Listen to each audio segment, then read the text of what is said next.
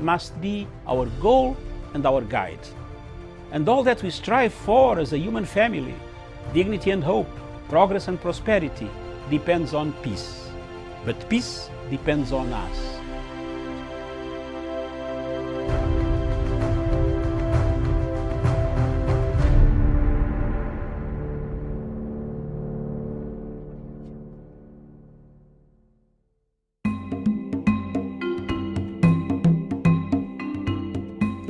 Anybody who has been in the military will understand that when at war, in war, with war, you don't court-martial your soldiers or officers while the war is on. You finish the war first and then investigate the officers or soldiers who might have misbehaved or neglected duty. This is the doctrine of the institution of war. Today, Kenya is within the war and at war with an invisible enemy called COVID-19. And we must support the efforts of the frontline officials. Then we put them on trial later if there are mistakes. Remember, the country is at the weakest link now, and we cannot afford to deflect the efforts of those soldiers on the front line of fighting COVID-19. Thank you very much, viewers. That is me.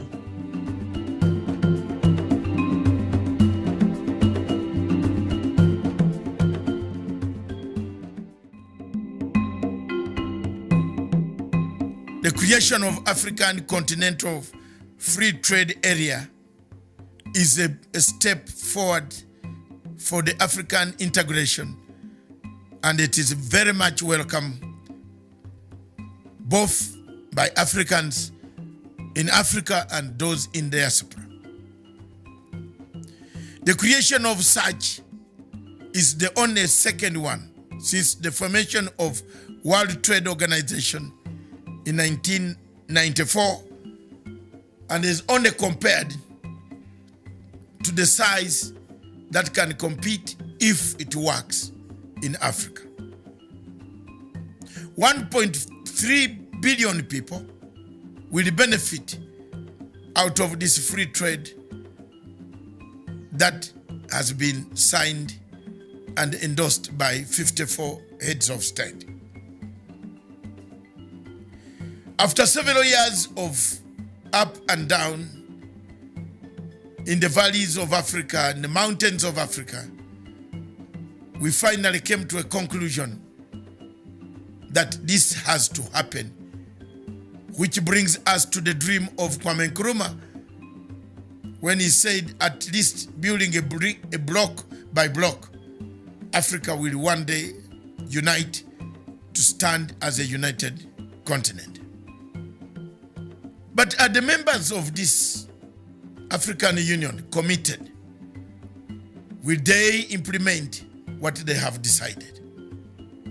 Today, in several countries, we see signs of xenophobia, the lack of patriotism amongst the younger generation, the lack of employment, the unemployment, the mistreatment of the young, the youth, those who need jobs, the corruption, the amount of corruption that has eaten the entire continent of Africa could hamper the free trade that we are anticipating on the continent.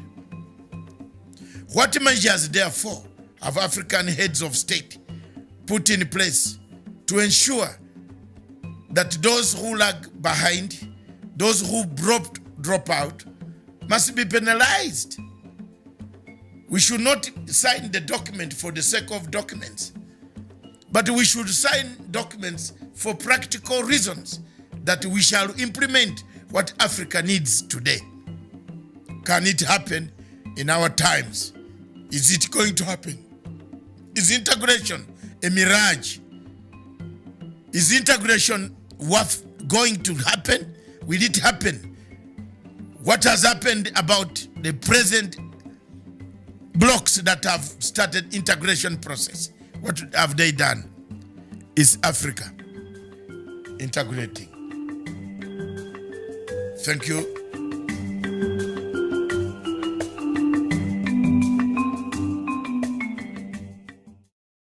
We were way ahead of them in our civilization. They set out to destroy us. And Berlin Conference put the nail on that coffin. So they gave Djibouti the same sovereignty as the United States. They gave Burundi the same sovereignty as China. They gave Togo. You see, the EU realizes individual little countries, they can't survive on the world stage. So they come together as the European Union. Now picture this now. So they cut up this Africa into the tiny little countries, small economies that could never survive on their own, but gave them the same sovereignty as the big boys. So that way, when the little bitty countries go to the world stage for the purposes of development and discussing trade, they're wannabe boxers who are being thrown into the heavyweight boxing ring every day. How do you put China in the same boxing ring with Eswatini?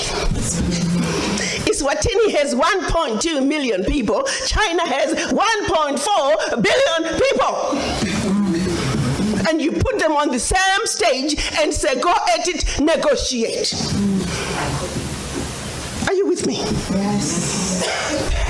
This is insanity of the highest order. How have we allowed this carnage to go on?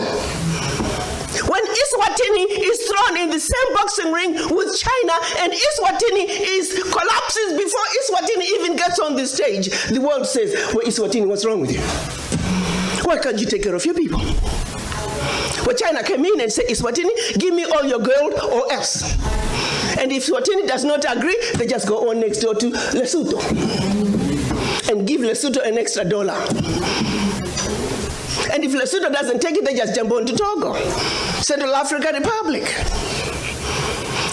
It was all by design. 1884. They did something else in addition to chopping us up. They also set out to make the African believe that everything African was bad and undesirable, and everything Western, particularly French and British, was more desirable. We call that the legacy of colonization. Prior to that, they had started long working on the slaves. Make them think everything about them, forget anything about Africa. Where you come from is a horrible place, diseased and dying people, constantly at war with themselves, uncivilized. Cut out any communications with them. You need to just know what we tell you. And we call that the legacy of slavery. So that's where you look at where we are today. 135 years later, a system that was put in place to see to it that Africa and her children are forever defeated, that Africa is forever exploited, remains in place today, alive and well. And we sit here and we ask ourselves, why isn't Africa moving forward? Why does Africa continue to be taken advantage of?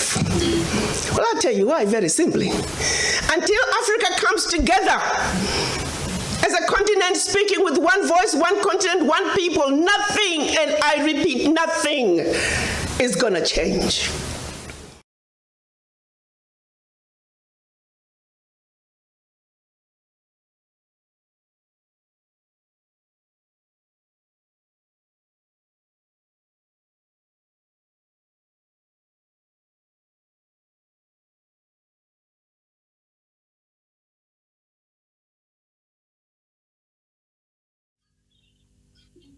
Good morning, viewers. Good morning, wherever you are in Africa. This is a special broadcast, a special open lecture to the continent of Africa, to the students of political science and international relations across the world, in Africa, and those watching on the television who are not able to be in the university or universities across Africa. Today is a great day for the continent of Africa. Today is a great day that marks the historical inauguration of our African unity, the unity that the founding fathers of this continent fought for, the unity that we needed and that we need up to today. It is that unity that propelled us to become independent. It is that unity that gave us the founding fathers to unite 57 years ago to form what we call Organization of African Unity,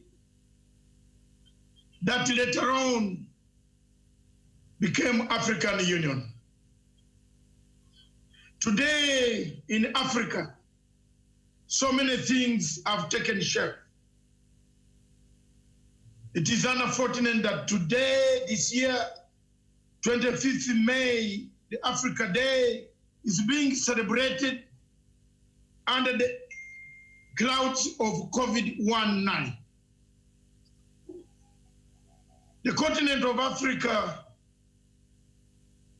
has struggled since the formation of African unity 57 years ago. The founding fathers of this great organization, Kwame Nkrumah, Haile Selassie, Jomo Kenyatta, Nyerere, Ahmed Sekou Toure, Gamal Abdel Nasser, Milton Obote, Amir Cabral, Prince Patrice Lumumba, Samora Machel, and others who came later on to take up the struggle, Robert Mugabe, Gaddafi, those who struggled to make sure that this continent liberates itself from the yoke, from the colonial yoke, takes its political stand on the world stage. Ahidjo of Cameroon. These were great men of this continent. But today in Africa, on a great day like this 25th, how many people recognize this day? Why has the African Union, our union, that took over from the Organization of African Unity, why has it become a diluted, eroded institution? It has been corrupted. If the founding fathers of this organization woke up from their graves today and came to Africa to see what is happening on the continent littered with conflicts, a continent littered with countries not speaking to each other, a continent disunited, a continent destroyed by external forces that have taken Africa hostage, that they have taken the African Union hostage, that have created us the suffering that we see in Central African Republic, the suffering we see in Cameroon, Amazonia, the suffering we see in South Sudan, the suffering we see in Mogadishu, the suffering we see in Libya today. What has happened to this continent? Why have we allowed our continent to be used as an experiment, a laboratory of many experiments? Why have we allowed our continent to be a continent of conflicts? On this day, 57 years ago, the founding fathers stood up and they said, let's create this organization to unite Africans. If you look across the continent of Africa, you will find that not every African wants to see the other face to face. Where has that unity gone? Who has destroyed that unity? If you look at the continent of Africa today, apart from a few countries like Kenya, Ghana, Nigeria, Zimbabwe, Tanzania, the rest of African countries ask Africans, where are you going? The rest of African countries ask their people, where are you going? Where did you come from? Some of them even say, ask you, which country is this in Africa? When you say, you are 6.1 feet like me, I come from Uganda, a country in the Pearl of Africa, the Central East and the Central Africa, and the Great Lakes region of the African continent. They say, oh, Uganda. Have we created any unity? Is the unity on paper? Students of political science watching me, wherever you are, those who study African, lectures and listen to many people. Listen to many white people, professors lecturing about the continent they don't know. Will be very, very encouraged if you listen to what I'm going to say today. Viewers and those listening to this tape, our continent has shifted from a continent of looking for development to a continent of seeking handouts, and handouts coming especially from countries that want to mutilate this continent. I will start by the question of Libya.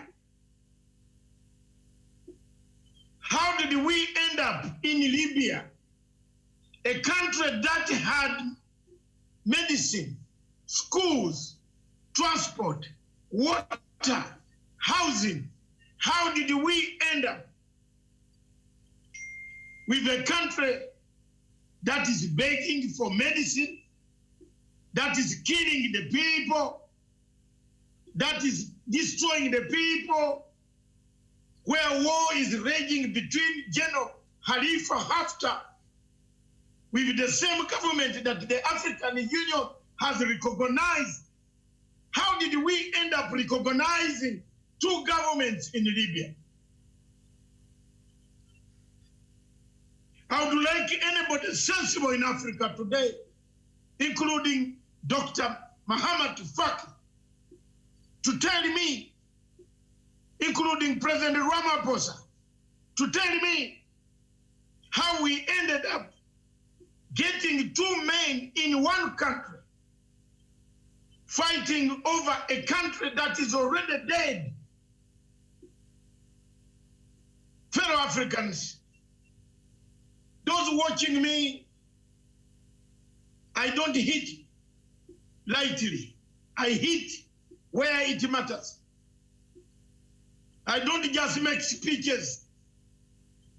You'll find my statement on my platform as it is, and I've said it as it is. I'll say it as it is.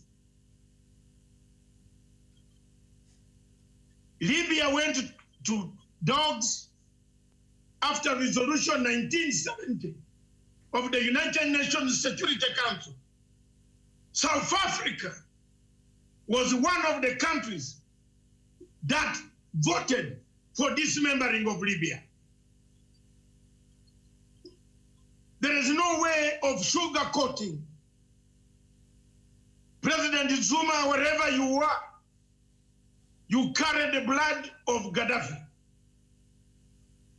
President Zuma, wherever you are, until you repent to us how you allowed your ambassador in the United Nations to vote for dismembering of Libya. It all bears on you. I will tell you the details how the voting took place. Viewers, I'm not an African who quotes for you to give me a visa. You can as well stay with your visa. President Jacob Zuma, Dr. Xi Jinping, you are solely responsible for dismembering of Libya. Dr. Xi Jinping of Gabon, with President Zuma, you have the responsibility of having killed Libya. In the voting session of the United Nations Security Council, Germany, India, Brazil, and the rest of the countries abstained so that they can fail the resolution. South Africa moved to vote to allow France to drop bombs on Libya. Had South Africa and other non-member states of the United Nations, non-permanent member states of Africa, absconded, a country like Germany absconded for the sake of Africa, South Africa and Zuma, you better tell the world one day what made you change your mind to tell the entire giant of Africa, the land of Mandela, to turn on a man who gave you arms to liberate Tanzania from the apartheid regime of Botha. How did you turn on Gaddafi and destroyed Gaddafi? Paid money by the French. You turned and voted. Told your ambassador, telephone call, I have the transcripts. I'm a researcher and I've gone deep to share who made a telephone call where. When Resolution 1970 was made, President Botha with the ambassador of South Africa had a telephone conversation. Fellow Africans, I'll reproduce that conversation at a certain stage. I don't speak where I don't have evidence. I speak when I have evidence. Dr. Xi Jinping orchestrated, worked with the French to delay the plane of the African heads of state in Mauritania, where they had gone, where Kenya, Uganda, South Africa, and the then chairperson of African Union, who had been told to go and pick up Gaddafi, persuade him to leave fighting, Libya would have been saved, and they would have been saved. The story of Gaddafi pains every African, that on this continent, you find a Gaddafi school, a Gaddafi mosque, a Gaddafi city, a Gaddafi apartment, a Gaddafi hotel. Are we not ashamed that Gaddafi gave us arms to liberate most of the countries, especially South Africa, that the South African former president took part in destroying Gaddafi? Fellow Africans, this is not the new method of Africans doing their work. I don't sugarcoat. I don't tell a story like other professors do and the doctors. I speak it as it is. That Dr. Xi Jinping also a French puppet, a French operative on this continent. Whenever you see them, wherever they are. That's why he went to Gabon, organized an election, destroyed more than 300 people, died because he wanted power from President Bongo. I've never forgotten that story of Libya. Today, Libya bleeds.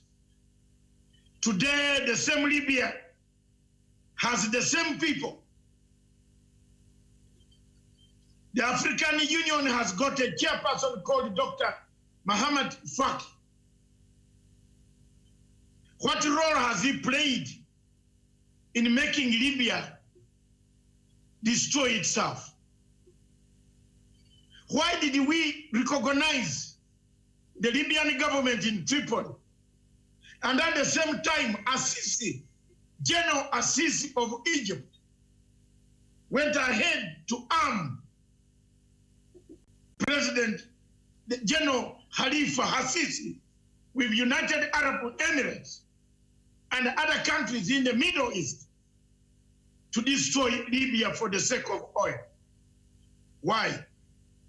General Assisi of Egypt has just relinquished power to President Ramaphosa, who will be addressing you Africans here today.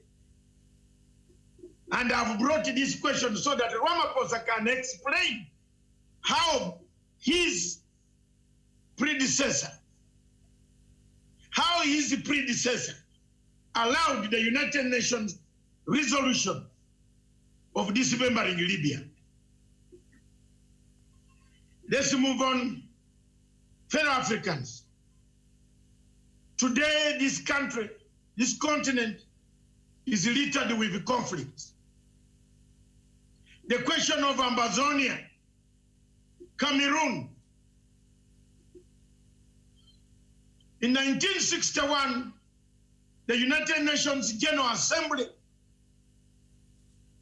agreed and passed a resolution 1608 of the United Nations General Assembly that the people of Amazonia be given their right. The English people of Southwest Cameroon created their own state called Amazonia. General Obasanjo, when he took over power, after all these coups in Nigeria, remember the first coup occurred where one of the founding fathers of the African Union, Talewa, Prime Minister, was assassinated. This resolution 1608 empowered the people of Amazonia to have a state of their own because of the circumstances that were there of the French and the British colonizers who colonized Africa. The Amazonian people speak English. The rest of the Cameroonians speak French. The Yaoundé people, where Ahidjo handed over power to Paul Biya. From there, Resolution 1608 has never been implemented. The people of Amazonia have suffered for the last 4 years. They have been killed, they have been murdered, they have been destroyed, they have been raped, women have been defiled, women sleep in bushes. 4 years. The African Union has never brought any resolution of condemnation against the government of Paul Biya. Fellow Africans, listening to my presentation, tell me where on earth can you believe where that for 4 years women, children have been having running battles with one of the most dictatorial tendencies leader on the continent of Africa called Paul Biya in power? Where in Africa do you have political prisoners taken sentence at 5 a.m.? Where in Africa do you have women, children cut to pieces? And the African Union does not bring a resolution in Addis Ababa to condemn acts of brutality against the people of Amazonia. Why have we left these people to die in the bushes? Why have you left them at the mercy of Paulo Biya and his wife? His wife who buys the wig. The hair of the wife of Paulo Biya is $1 million. While poor people in Amazonia are under police army brutality, and the French continue to siphon the oil, continue to take the timber at the expense of the dying people of Amazonia. Fellow Africans,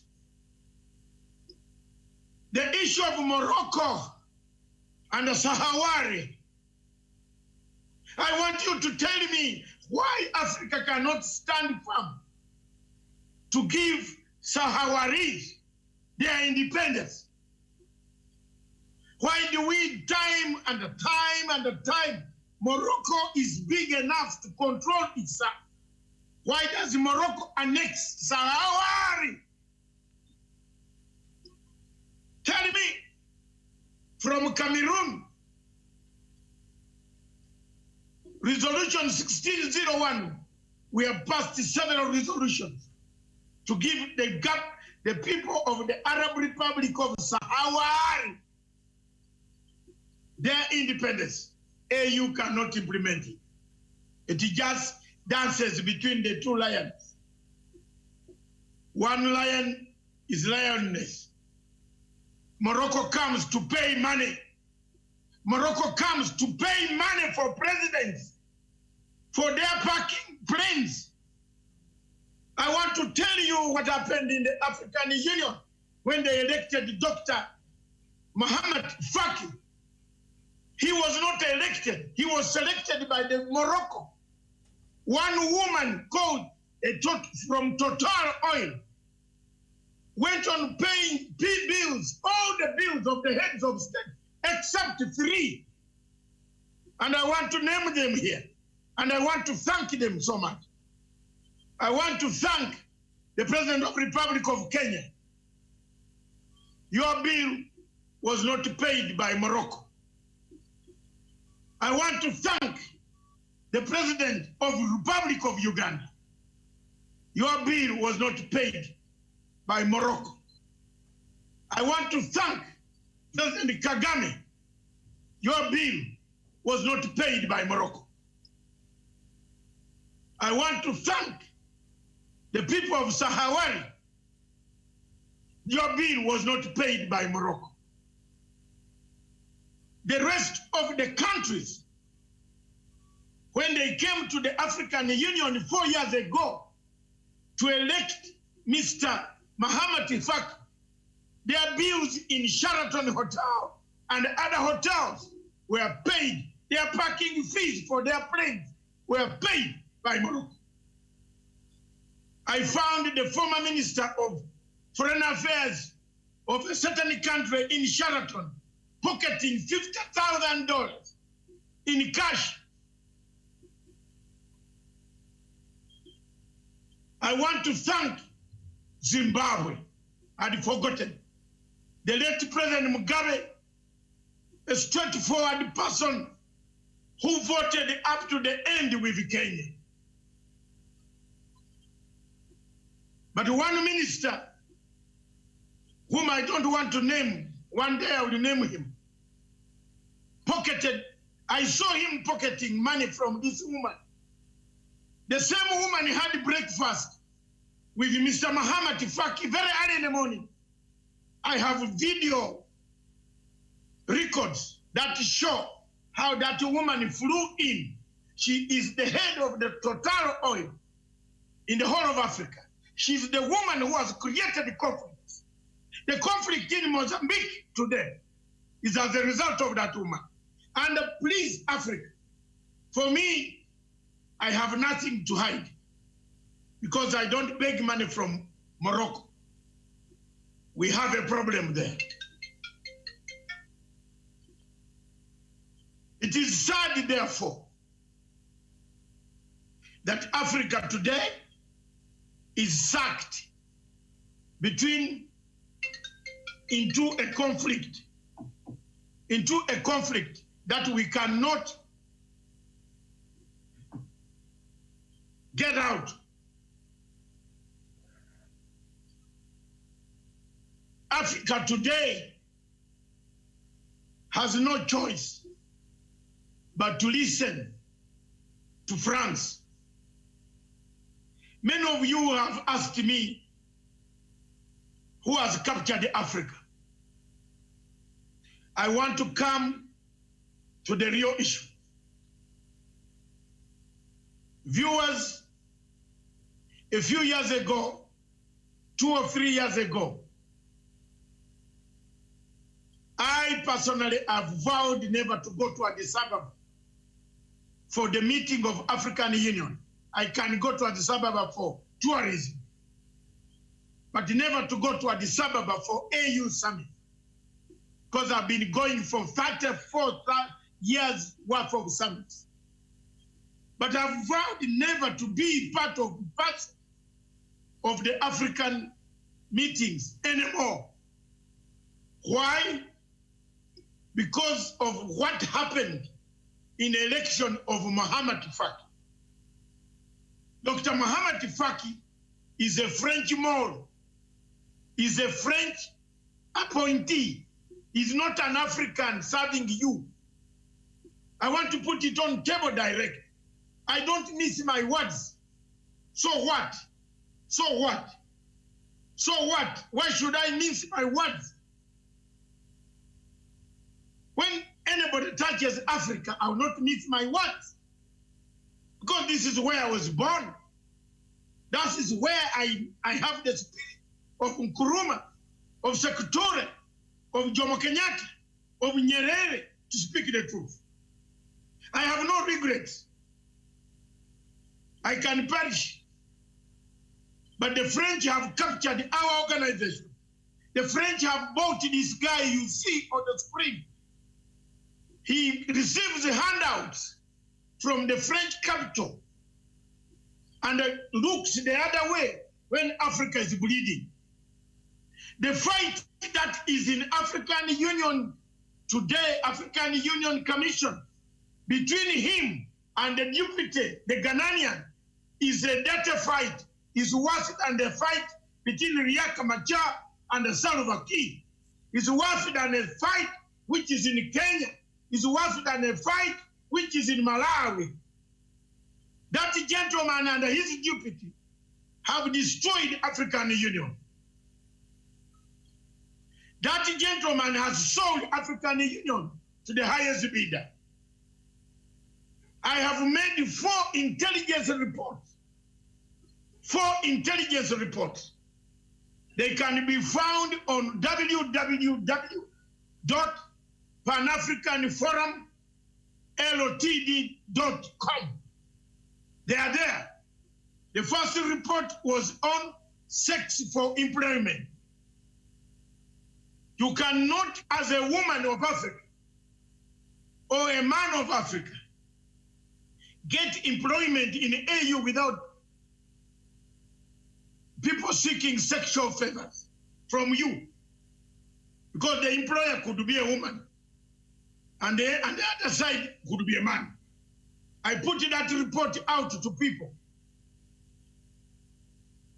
The former chief of staff of Mohamed Faki, who has relocated to France, to Paris, as an agent of DSGE, was receiving money, tapping telephone calls of all heads of state. I put it to them.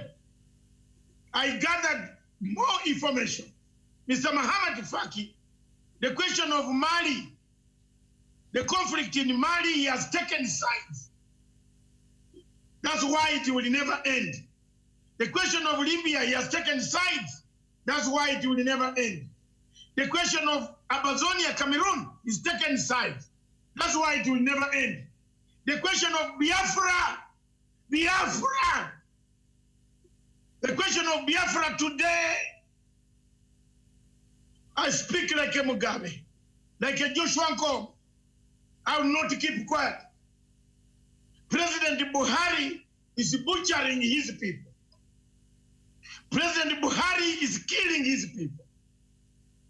He has killed his people. He has armed a section of Nigerians to kill people, the Igbo people.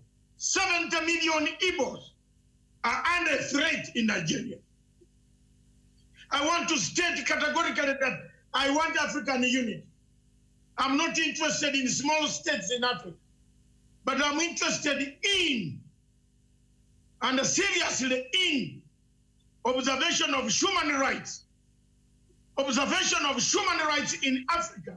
How can a president keep a blind eye on the massacres committed by the army in southeast Nigeria? Nyerere spoke against General Yakubu Gowon. Obote spoke against General Yakubu Gowon. Kaunda, who is going to address you today, spoke against General Yakubu Gowon.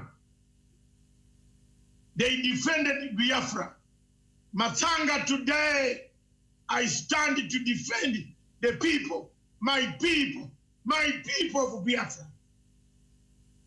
I defend the people of Biafra because they have been tormented, they have been tortured, they have been killed by Buhari regime. I support a rearrangement of Nigeria. It is up to the people of Nigeria to make a decision, but not to be coerced into a marriage that cannot work. The people of Nigeria have asked for a referendum. Is it worth to remain in a place where you are not wanted? When Igbos go to the north in Maiduguri, in Kano, they are called, go back to your country. So which is their country? It takes you 10 hours to reach your village from Port Harcourt when other parts are developed. Nigeria produces oil. It is sucked by the generals, exported. Money is banked in American banks, and these banks get interest while Nigerians, I hope COVID-19 is not going to destroy the people of Lagos, Port Harcourt, and other areas, Onitsha, Enugu. My people, all this is happening under the eyes of African Union. Who is behind the capture of African Union? Zimbabwe is suffering under sanctions. Time and time again, the only leader in Africa who has pulled out a check, there are two. I have seen Uhuru Kenyatta pulled out a check to create an African Union court. I have seen Mugabe, the late, pulled out a check of $1 million and said, let the Zimbabweans die of hunger. But I want to give you this money so that you can go and work ye independently. Mr. Mohamed Faki does not want that. He wants handouts. He wants handouts. Qatar, United Arab Emirates, they have become the agents of destabilizing Africa. Agent number one is France. Show me one conflict on this continent where France is not involved. Show me. and I will give you what you want. Show me that the French are not involved in any. In Mozambique, as we speak now, the northern part of Mozambique, Qatar has sponsored terrorists who are gathered in that place, who are tormenting, torturing, killing people. The people of Mozambique, President Nyusi, as you celebrate this day, watch. Look at your country is going to be dismembered in the Beira Triangle. Because the French have infiltrated the area to take the gas. There is no company in Qatar that can drill oil. Where you see Qatar, you see Total Oil. Where you see Total Oil, you see Qatar. I want to tell Africans to understand that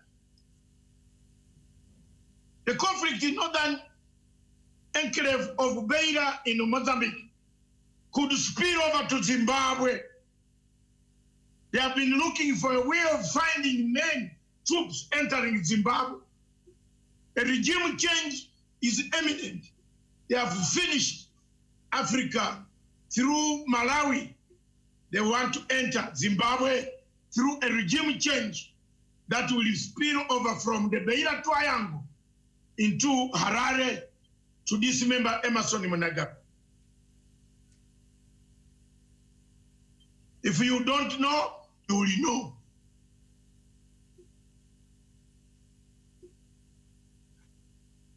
A casual look at the entire Africa. If you go area by area, I've given you now the real substance. I want to come to a conclusion. I want to come down to narrowing. Has African Union been captured? And by who? The answer is yes. Captured by France. It is only France and the French through Kofi Annan that created the chaos that we have on this continent. And unfortunately, Kofi Annan belonged to the coup plotters who removed Kwame Nkrumah. And unfortunately, Dr. Nana Busia are part of the scheme that destroys Africa. It's no longer subject of George Soros and the sponsorship of African Union. You cannot get money from George Soros and then sit at the African Union Commission and tell me you are going to sponsor election monitors. I want to ask the people of Africa that you go to sponsor election monitors and observers in Democratic Republic of Congo, and African Union observers came with a report to the African Union Commission, said the elections in Democratic Republic of Congo was free and fair, although there were a few difficulties. It was a credible election. Viewers, ladies and gentlemen, fellow Africans, guess what the chairperson of the African Union did? On the instructions of France,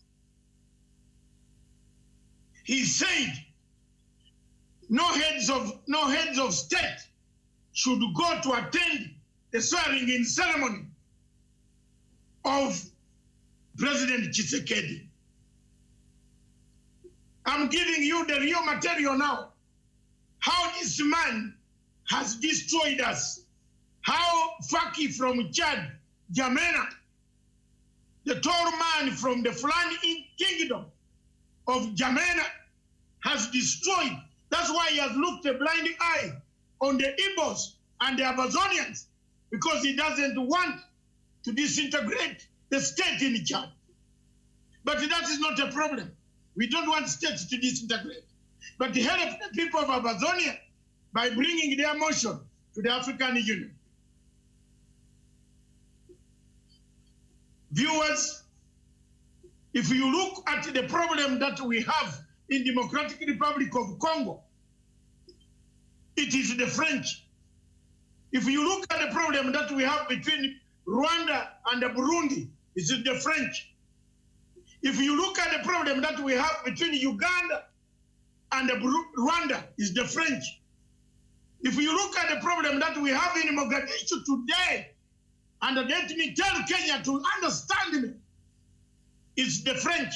It has come. They have paid the bills for us to fight over the islands of oil. I've been investigating the oil scandal, how the Somalia sold those oil blocks. Viewers,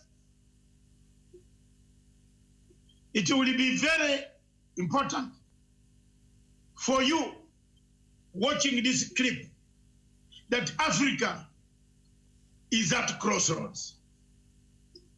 I have prepared a full statement that you can read. Africa is in chaos. With COVID-19, we have more problems and an invisible enemy.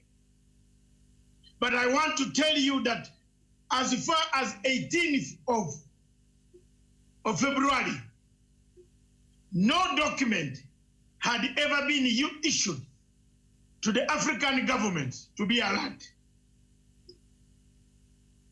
I can tell you successfully that African Union was not even aware that there was COVID-19 as far as December in Wuhan. They also had it from the news like Matanga. I can confidently tell you that at the African Union, there is corruption, there is nepotism, there is information, tapping, there is collection of information on behalf of France. There is a very big Cold War in the African Union Commission. Women cannot get jobs freely without giving their lives away, and the men either. There is a French philosophy of destroying the English-speaking people in African Union. The French-speaking people have been given, if you look at the lineup of the people going to speak today, some of them can't speak even one word in English. Look at the lineup of the people, apart from Ramaphosa, who's going to speak today. None of them can speak English. Where do they get their degrees from? To come and tell us nothing. You don't see them. You only see them, apart from Ngozi. Yes, Madame Ngozi is all right, and the Ramaphosa, because she was a very good Minister of Finance in Nigeria. But the people going to address you shortly are useless. Apart from Cheregoi, who is not bad, who was actually targeted by Muhammad Faki. Dr. Muhammad Faki is an agent. He's sold African Union. I have made 6 reports here to the presidents of Africa. I've written and written, I've pleaded with you. Change African Union. Speeches alone by professors, by doctors, by who lecturing, commenting, oh, Kuruma, oh, this will not help until we change the leadership of African Union in Addis Ababa. Until we have a Pan-African movement, a movement that will remove this surrogate of the French Empire. Another Napoleon sitting in Addis Ababa, commanding us, taking us through wars, engineering new wars, igniting new conflicts, forgetting Amazonian people, dismembering Egypt, the rest of Africa. Through Libya, we are gone. We cannot solve one thing of the Ethiopian dam. This guy sits in Addis Ababa. He can't mediate between Ethiopia and Egypt. We have to run to America to seek America to come and mediate on a conflict over our river, Nile, which comes from my country. Why are we cursed? Why is Africa cursed? If the founding fathers woke up and came back today, most of us will run to hide because this is not the Africa they left.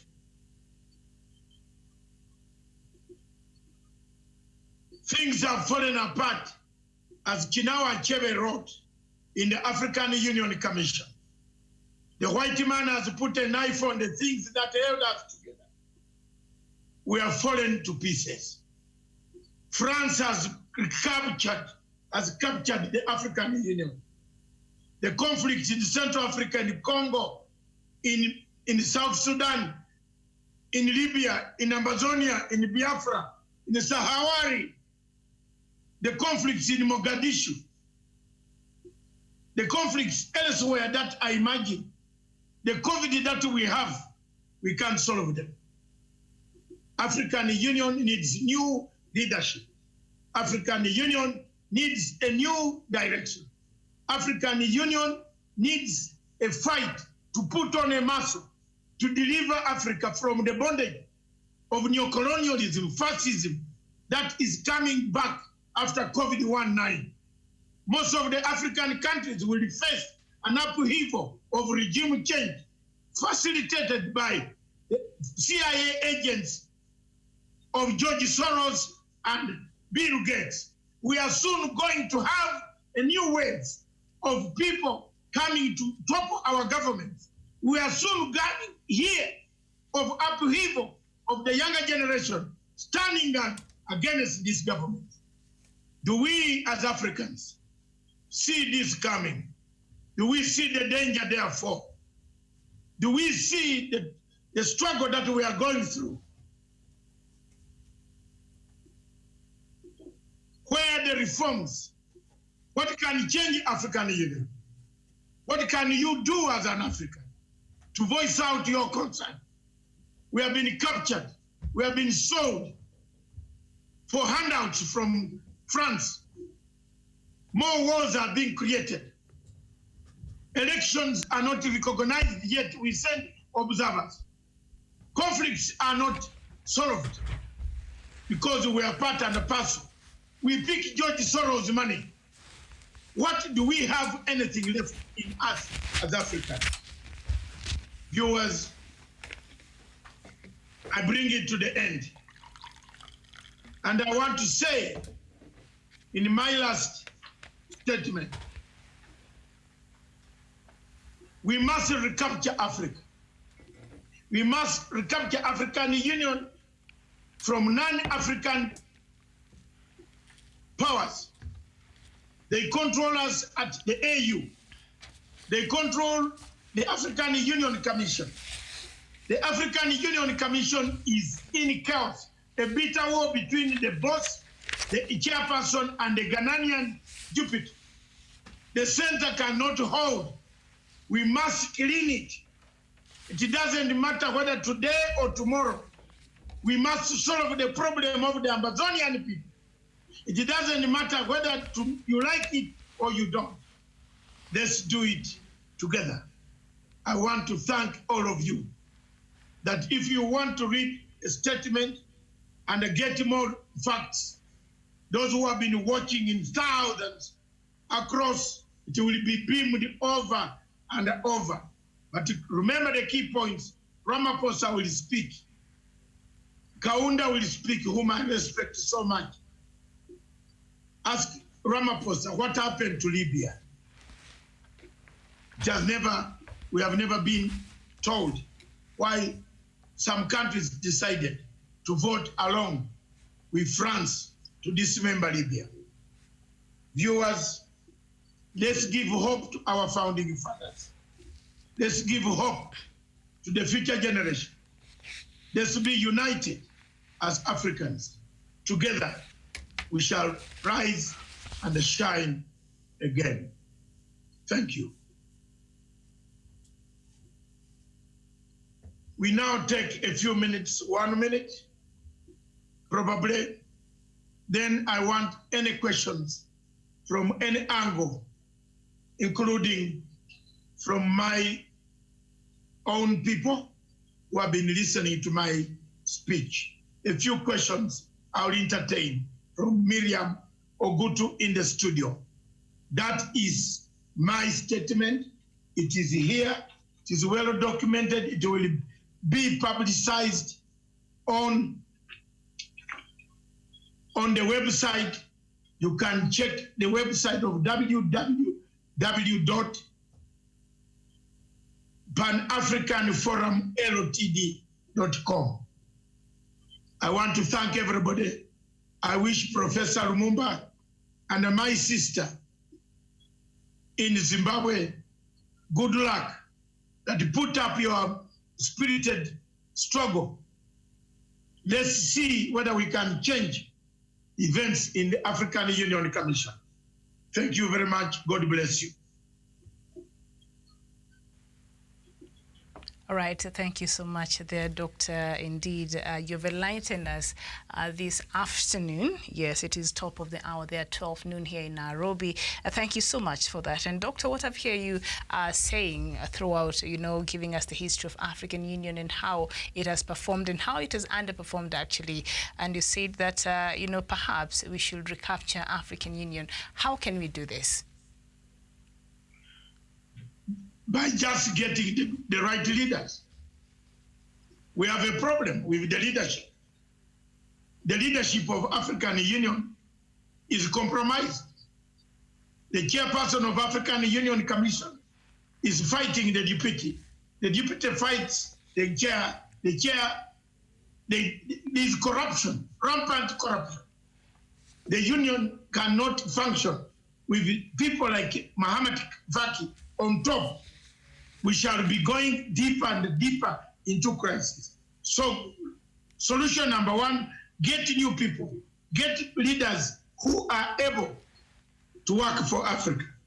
We have a caller who is calling from Nairobi. Perhaps he wants to tell us. Yes. Call request. If you accept it, you'll be charged for the call at normal call rate. Okay. To continue, press 1 to accept, or press 2 to decline the reverse call. Yes. Hello? Yes. May I know who's calling? Yeah? Who is calling? Can you call? Are you calling regarding the program? Okay, that one is gone. Yes, we seem to be having, a signal problem there with the caller there. But Doctor, today, and it's interesting because I don't think Africans even know that this day exists, the African Day that was formed in 1958 there. That first Congress of Independent African States was held in Accra for the first time there in Ghana on the 15th of April, 1958. And it was convened by Prime Minister of Ghana then, Kwame Nkrumah. And these are the founding fathers of, of Africa, and the vision that they had and the dreams and the aspirations that they had for the continent that many years ago. And looking back today, what do you think? Should they wake up from their graves today? What will be their reaction looking at Africa the way it is today, especially the African Union, because they were the founding fathers of that union? The answer is you would have killed them twice. Miriam, you would have killed them twice. If they see what is happening here, if Nyerere woke up and saw what Mr. Magufuli is doing, he will go back to the grave and die twice. Mm-hmm. If Nkrumah woke up, Sekou Touré, Amir Kabara, Gabriel Nasser, Milton Obote, woke up and saw what is happening, Haile Selassie. These are men who founded this organization. And they wake up today and see the danger that we have down there, where France gives us instructions how to eat frogs. It is very sad. Mm-hmm. And yeah, we are eating frogs. That's it. You look at the people of Amazonia. You think they are not eating frogs? They have been told, if you don't speak French, then you don't exist in Cameroon. The courts have to rule in French. And then yet this guy studied in English. The courts, the confusion came 4 years ago when President Biya said there must be French rulings written in France, in French. And the people in Amazonia said enough is enough.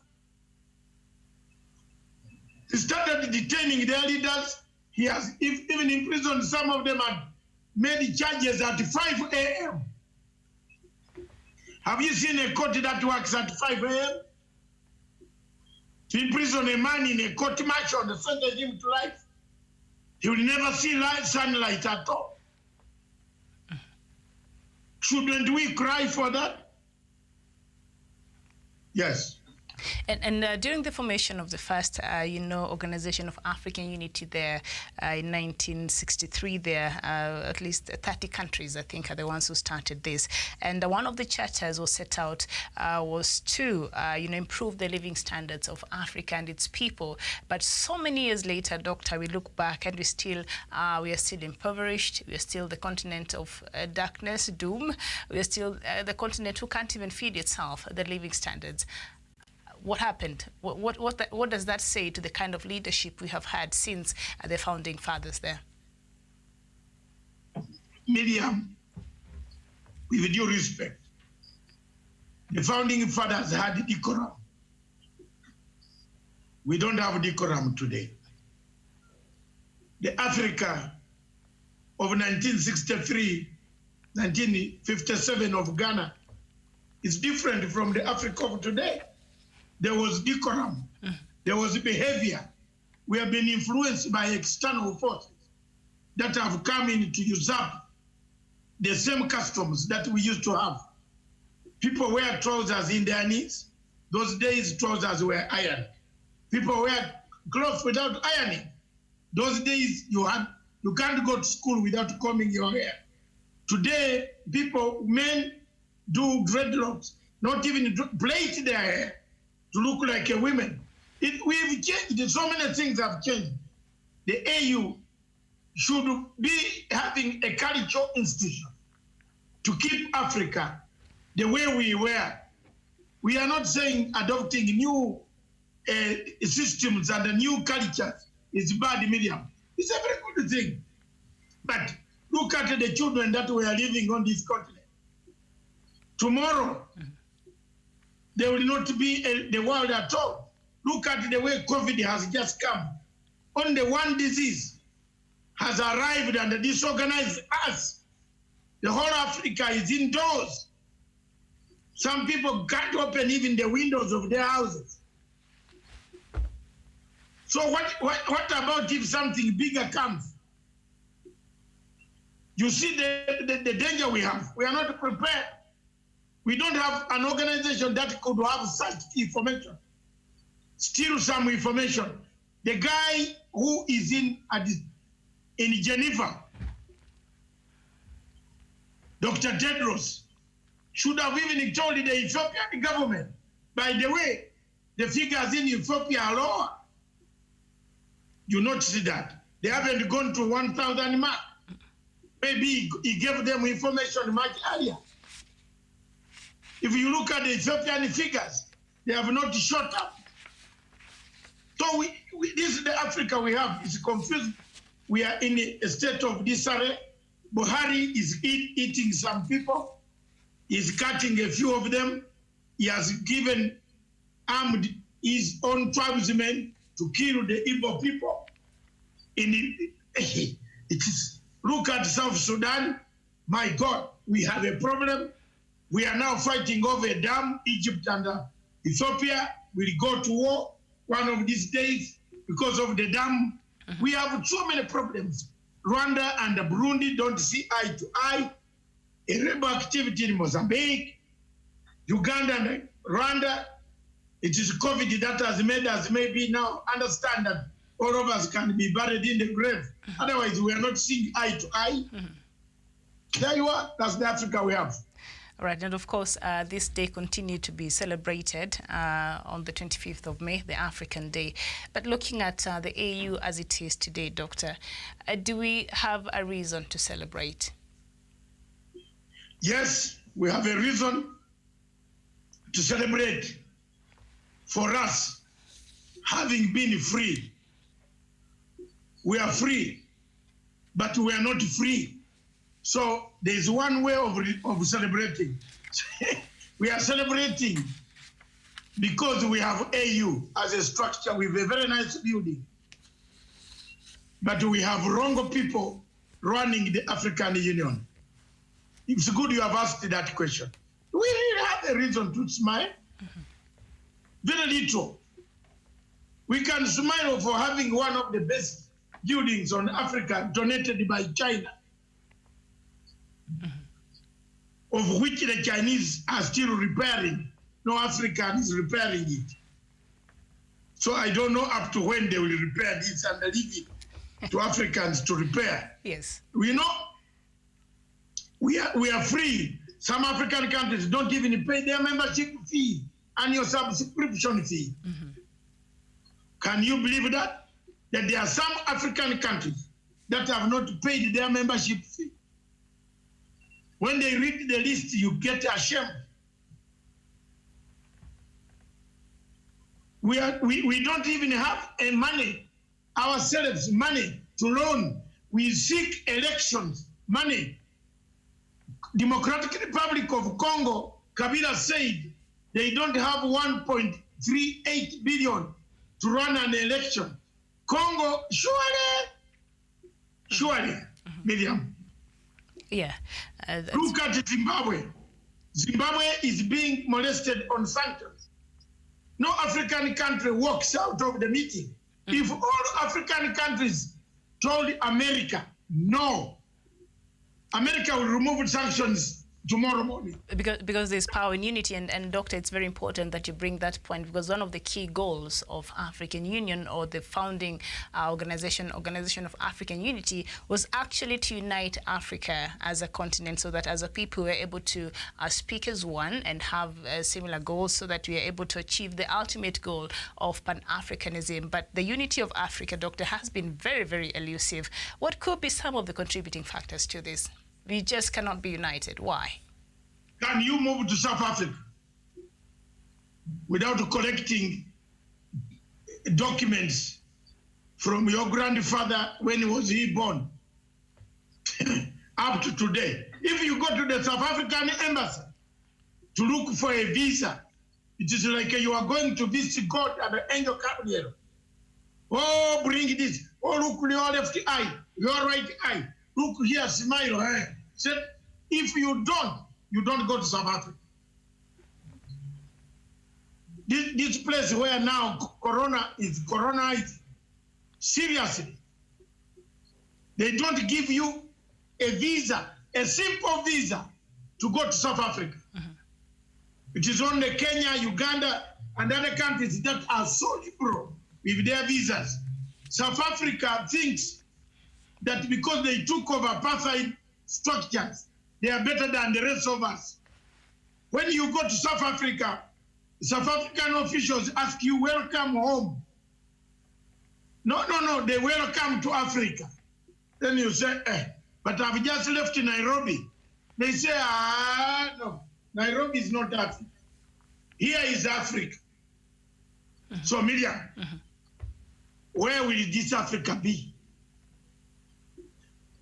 Nigeria took 2 years to ratify free trade. Yet Nigeria has a population of 220 million people who could buy Kenyan goods at once. And Kenya receives that money to build its road, goes back to manufacture. If we are to export our goods to Nigeria, from Nigerian planes come to carry Kenyan goods, the people in Lagos will not suffer of lack of kimbo. Yet they go and buy this kimbo from Dubai. Look at that.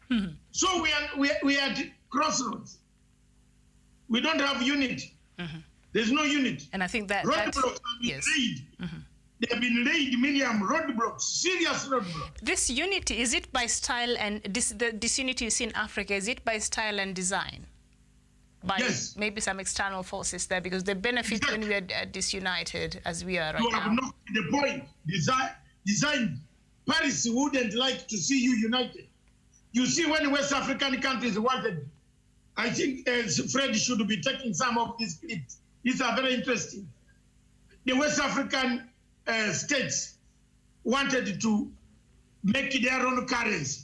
How long has it taken them? Over 60 years. Some of them over 50 years to change the currency, to trade in their own currency.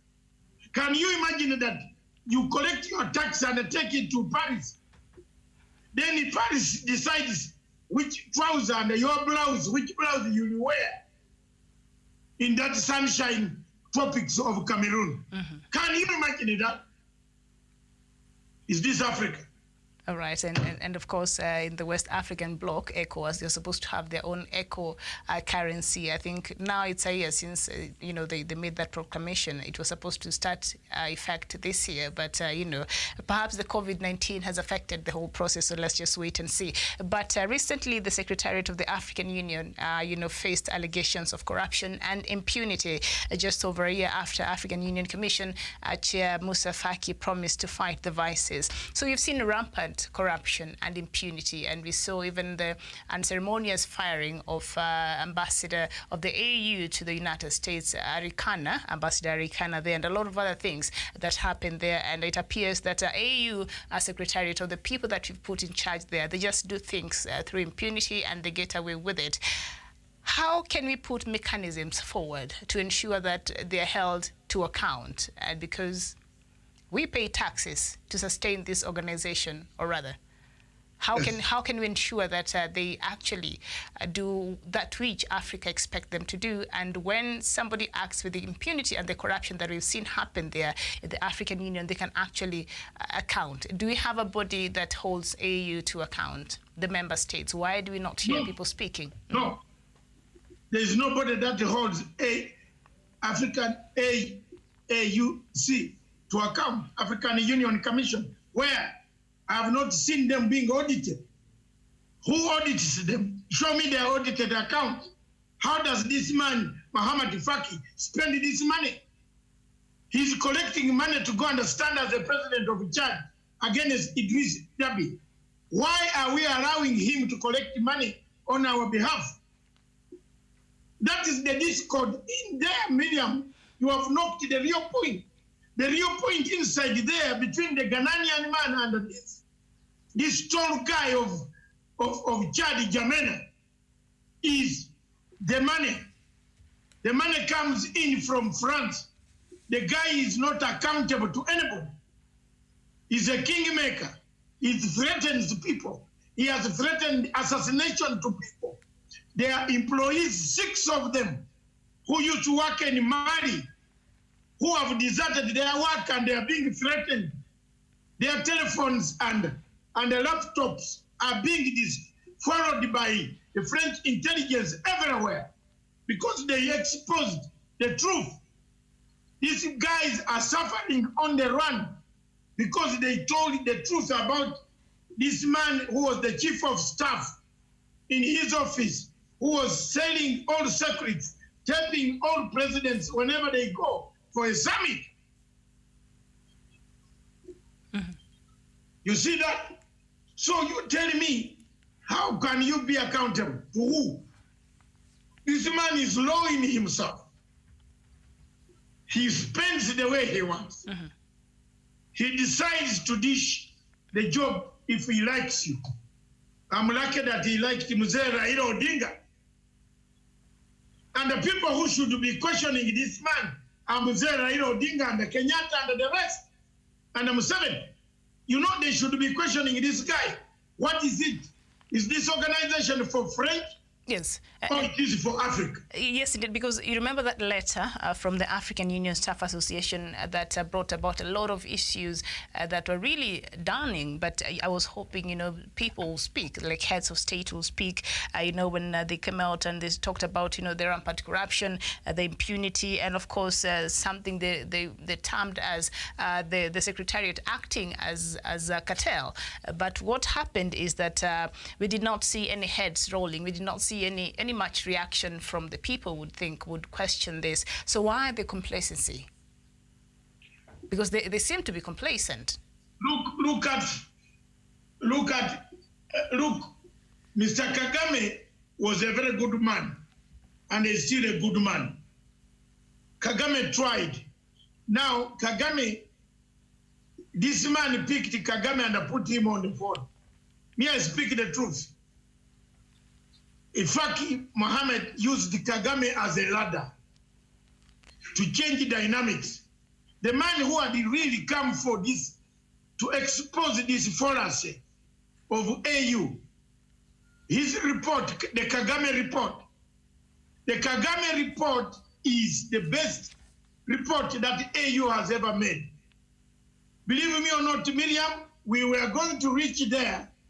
Then the French decided to pick Kagame's foreign secretary, foreign minister, and made Kagame's foreign minister the Secretary General of which organization?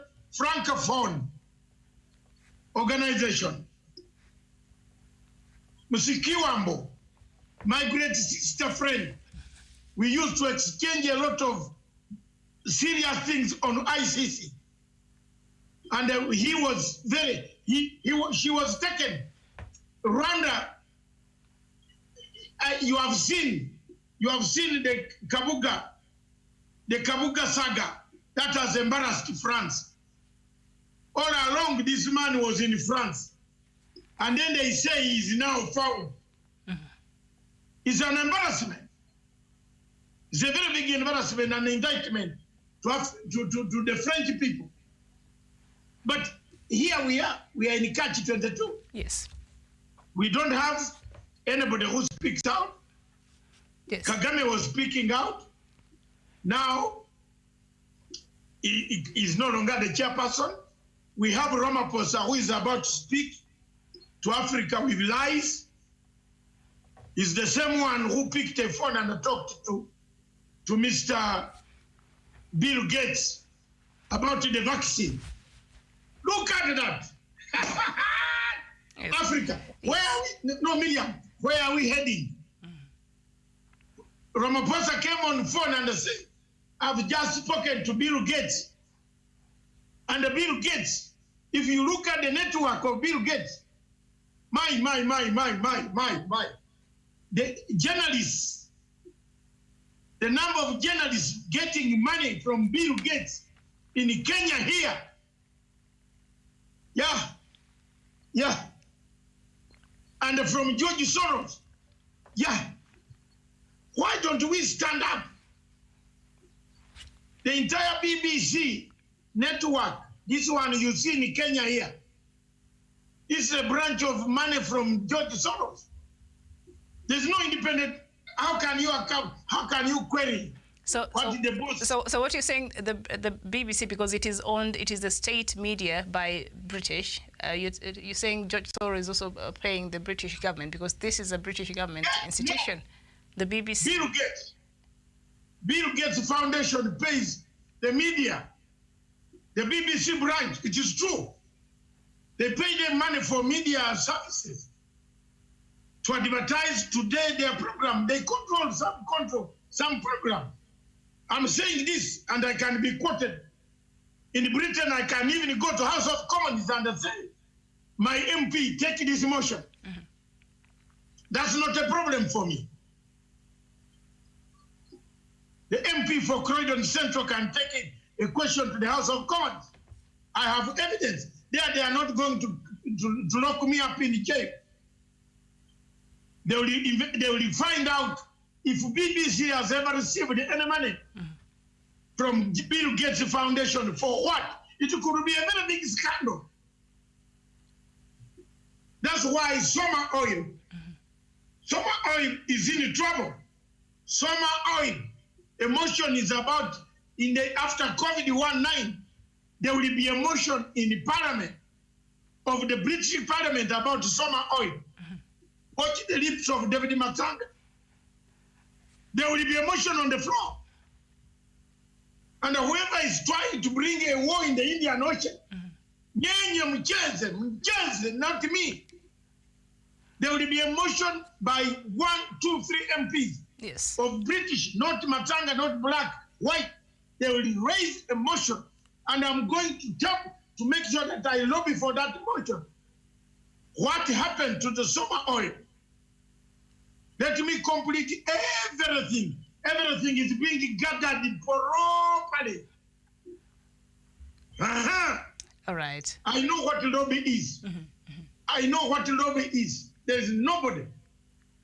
The only thing that African Union can do, Miriam, because it is Africa Day today, we don't need much to talk about any.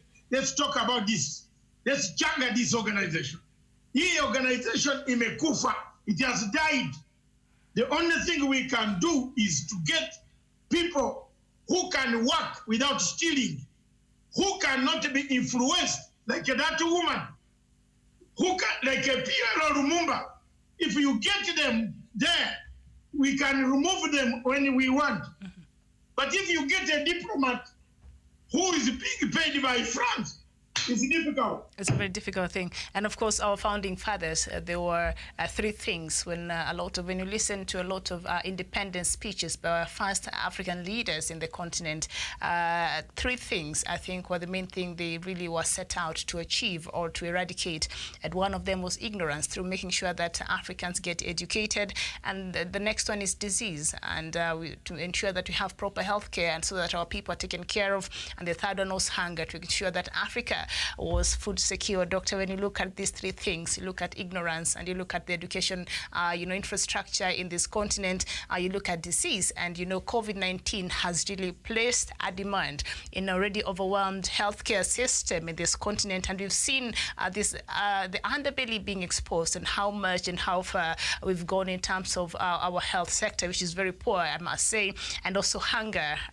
Just the other day, Ministry of Health, even of Agriculture here in Kenya, said, you know what, we don't have food in the reserves. And as a Kenyan, like, that did not even resonate well with me, because I'm thinking, 21st century, surely Kenya should be able to feed itself. But that is the unfortunate situation in a lot of our African countries.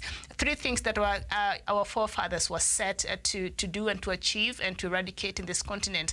The same 3 things we're still struggling with today. What happened in the course of history of Africa and its independence?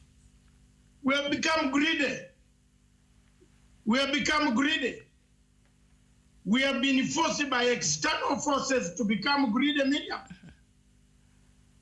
I think this part of the second part forms you and me. These questions are very good for our students, for people listening to us on political science lessons and international relations. For students in SOAS, School of Oriental and African Studies, who are watching me, hundreds and hundreds are calling me here, sending messages on my email. Very good topic. Look at this. We have become greedy ourselves. The African heads of state, they don't leave power. They want God to call them to go home. Paul Biya is one of them. He's 89 years old. He still struggles on killing his people. Muhammad Buhari is a general who killed Biafrans in 1966, murdered them, suffocated them. He has now come back to finish the ones he left. So how can Africa stand? It is impossible. We are greedy. We can't fight the disease. We are found with one ventilator in Mogadishu, and the president of Somalia steals it and takes to his house. When a journalist reports this, he detains the journalist. And then they bring back the ventilator. America got ashamed. It sent their ventilators. Miriam, we are greedy. Corruption. Look at the corruption in Kenya here. Look at the corruption in Uganda. Look at the corruption in South Africa. Look at the corruption in Nigeria.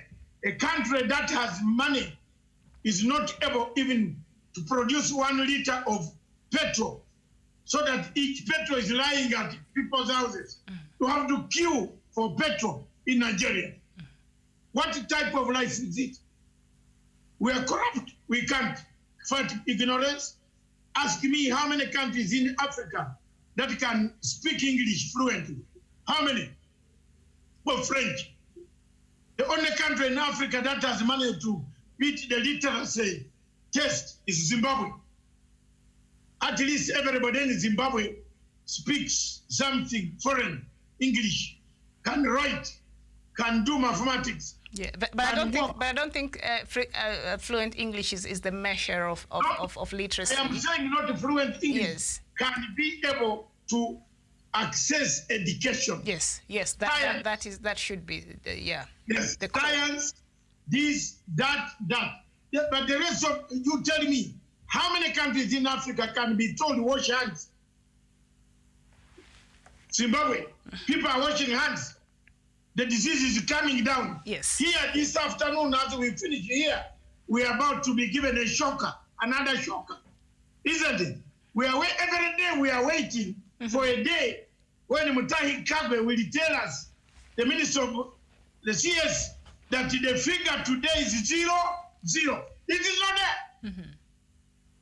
Because we violate our things. So it is only Zimbabwe that has managed to pass the literacy test of education in Africa, because AU has not put emphasis on education. It puts emphasis on wars, on conflicts, on things that don't suit the African situation now. Well, still does, but they do nothing even in terms of, mediating the wars and the misunderstandings and all the other things that are set in the chapters of AU. They still are not able to perform even in that regard. But let me just get a few of the questions or comments from our viewers so that we could have a reaction to that. And Adams Kozingo Asebit, you're saying, thank you, Matanga. It is my first time. I do agree with this issue. Africa have to wake up to let us depend on ourselves, not European, Americans or Chinese. But we seem to have sold ourselves. The first time these people came here and colonized us by force, but second round, neo-colonialism, we seem to have just played into their hands and we've taken ourselves captives. Are we truly independent? No, we are not independent, madam. We have sold ourselves. We used not to cross Atlantic. We were forced to cross Atlantic Ocean. Nowadays, we force ourselves to cross. We were bought and shipped to Atlantic Ocean. We were bought and taken through the Red Sea. We were bought and taken elsewhere. Nowadays, we take ourselves. Absolutely. Why is it so? 57 years after AU? Because our leaders are greedy. Because there is corruption. Because damn money disappears. Emerald and Cameroon, I will never forget. That money pains me so much. It's not mine. It's for Kenyans, but it pains me. How do you go and sit in a hotel? How do you fly to Mombasa and tell people that this is my hotel? When you know in your heart and in your stomach, your intestines is full of faith. And you tell people, this is my hotel, I've made it. And you call your children, hey, you call your children 1, children 2, come. Like me, Matanga. Children 1, children 2. And I say, stop, Miriam, yes. This is my hotel. Are people not ashamed? Are people not ashamed? Africa, we have a problem. All right. Still, yes. That's why we are now slaves. Okay, and Victor Nyagaya here is saying, great speech, Doc. We need a non-diplomat at the helm of the continental body. The former AU ambassador to the US fits the bill for the job. She understands the underlying issues in that body. No doubt French is our #1 enemy, and that's why, AU Secretary of their structures were very uncomfortable with her, and she was ceremoniously removed last year in October. So they're saying, you know what, Arikana could make a good fit, but she was there and they made sure she's out. So no, she will come back. We need to change the constitution. Nyangai, you are right. This is African Day. We must talk about Nyagaya, yes, Victor. We need to change the constitution. Change it. Why do we have diplomats? For example, this Faki Mohammed, what education has he got? If you look at his background, he speaks very good French, that's all. What has he done? What has he done for Africa? Very important to give him this post. Nothing. Why do you look for diplomats? Let's have anybody free in Africa who is capable, who has got a better record, who is not a thief, who is not a wizard, who is not a witch, who can stand for elections in African Union and win and serve them. When we see him stealing or her, we remove him. But we cannot fear a diplomat like the one we are fearing now because of his height. His height is 6 point something. We fear him. Some presidents do like this and fear him. Mr. Faki. Me, I don't fear him. And Adams, I will not yes. go there. Let me tell you, Miriam. If he's still elected as the chairperson of African Union, you'll not go to Addis Ababa. Okay. So Adams is saying the big problem we have in Africa is our elite leaders. I like to call them gatekeepers. Of course, is there anybody who speaks like me now? All of them, there are some now. Look, in Africa, that Adams is Kozingwa is very correct. There are some who are even condemning me for speaking this. Yes, you will see some minister or some official coming to say you are doing it. I am telling you, they think I am speaking something to help Africa. But when you speak like this, you become a radical, you are named a reactionary, yes. You are even eliminated. Okay. Yes, or they put charges on you. That is what happens in this world. Luckily enough, I'm telling you, one of the good things with democracy in Britain and other countries is that your MP listens to such a complaint. He will go with it and deliver the motion to the House of Commons. He said, there's a problem. But here, MPs cannot even formulate their own questions. Okay, so Nyakwai Jing, you're saying if you are African Union, you're responsible for South Sudanese students around the world that are dying from disease and others, and the government of South Sudan is not helping these children, and what they have to say about that. So I think Nyakwai Jing is just raising a question here of South Sudanese students, refugees who are outside. Others went there to study and others out there as refugees, and they've been having very difficult time out there, especially with the COVID-19. And the government of South Sudan seems to not be helping as much as they would have wanted their government to help them. South Sudan right now, I don't know, I had some news earlier because I had prepared some African news earlier, and South Sudan is just having its own problems back home. But what would you say? And I think in this regard, she's bringing in, I don't know if it's she, but Nyakwai could be he or she, that African Union is not even doing anything to compel perhaps South Sudan to look at its people out there. South Sudan, does it even have the capacity in African Union? Has it let down the children and the people of South Sudan? Indeed. The answer is straightforward. It has. What government? This one is now, half of the cabinet is COVID-19. It's gone. Riek himself, the whole office is gone. It's down with COVID-19.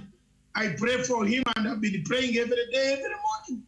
I touch the Bible. I want to hear Riek speaking because I don't want to lose him.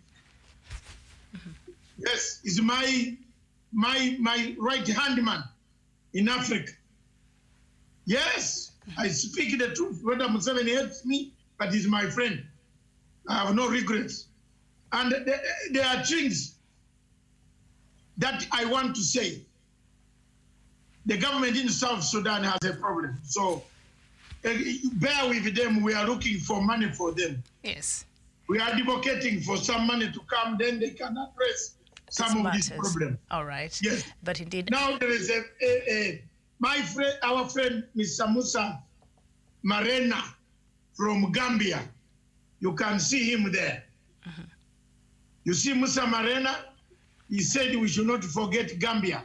Mm-hmm. He has been one of our viewers for almost 4 years. He knows when I started campaigning against General Yahya.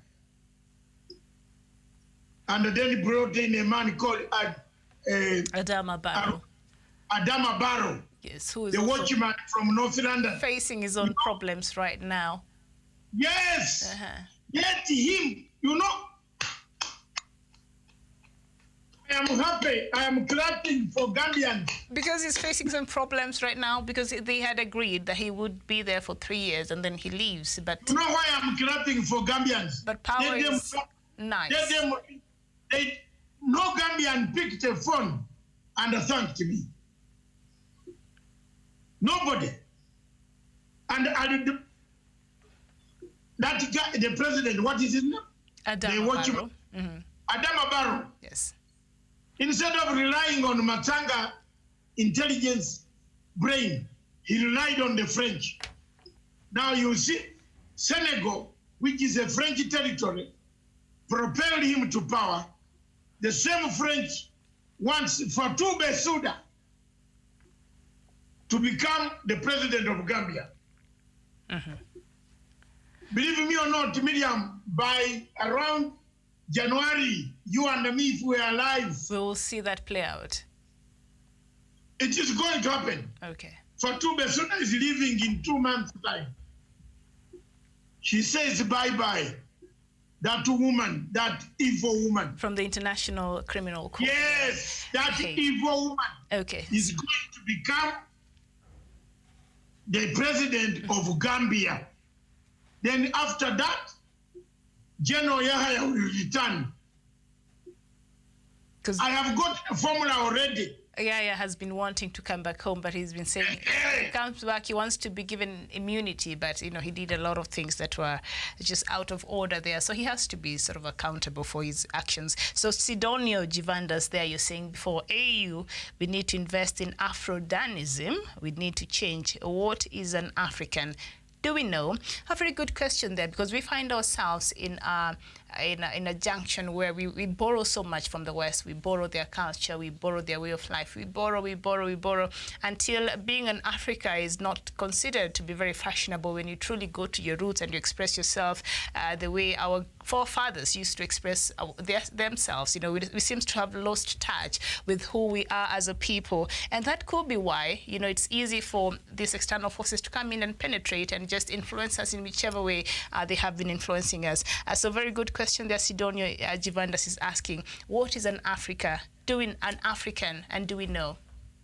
Have we lost it? Have we lost touch with who we are as a people? Yes, we lost touch a long time ago. The moment we started wearing trousers in the knees, we lost touch. Have you ever seen me wearing a trouser in the knees? No. I wear normally. We lost touch. The moment we started plaiting hair,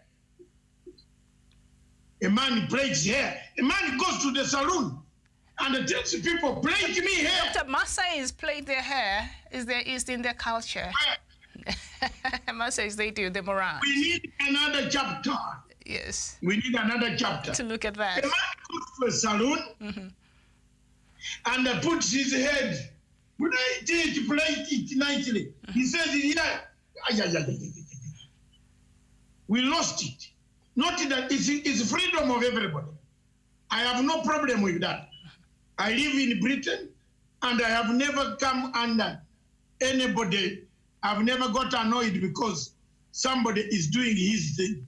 I have no problem. I travel in the train with men with plaited hair. No problem. But me, in my house, I don't. And any of my children plaiting it, a man, I tell him to cut it off. And then have no more hair like the father. Yeah. So we lost. We mixed our culture with other cultures, but since it is a globalization market, yes, you need to look.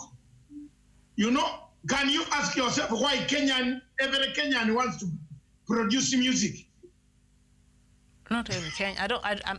I'm a Kenyan. I don't want to produce music. What do you mean every Kenyan? Why almost all younger Kenyans, younger aspiring Kenyans? Well, they're gifted in that area. Is that wrong to pursue your passion? No. Why can't you pursue football? Because I can't. Well, I played football in primary school, but I can't do that anymore. Miriam, yes. Mama, I'm asking you. I was a striker. Can I you didn't believe tell that. me why younger Kenyans, Yes. every younger Kenyan wants to have a song somehow. And then, like now, they have gone further. Every song must have this kutu of this Bob Marley brother of ours. That is the most popular. When you see Oburu, Willis Oburu, 10 out of 10. You watch You that? see? Yes. The house is in chaos. If you have younger children like you, with your younger... He does not watch that. He does not watch that. That's Thank it. you very much. No, But no. other people who have younger children, They enjoy that music. Yes, they right do. over remote. Yes. I want to watch this, daddy. Then you ask him, what is this song? He sings it better than you. So me, I've given up on lives. Our lives have been infiltrated. The book, things fall apart. A white man has put a knife in the things that held us. The milk is being drunk by a bicycle that rides in town. Mambo inafanya nini? It has collapsed. Yes. And Victor Nyagaya is agreeing with you, saying Doc is right, something not adding up about this music craze with our youth. I'm not even in touch with that so much. Maybe because I don't listen to radio so much, or maybe just my taste is already defined, so I don't really... But there seems to be, doctors, you have rightly pointed out, and one of our viewers is agreeing with you. It seems like a lot of our young people are getting into music. I thought maybe because there's more money right now, I don't know, we're trying to revive our, that sector, and just to encourage more young people to come out and express, their giftings and talents there. But apparently there's a craze for music from our younger generation. And of course, the tunes are very much, well influenced by the Western, tunes there. So they're not, Doctor, whatever music is being sung right now is not from the traditional way we used to, do our music. People, Miriam, I have told you, if your child brings you a certificate, a certificate of international relations, tear it. Why? I want to actually do that in the next after sometimes. I want to do that. Ma'am, I'll teach you. I'll go to USIU. And in But fact, yes. No, wait. Yes. Yes. To give you notes for Yes. free.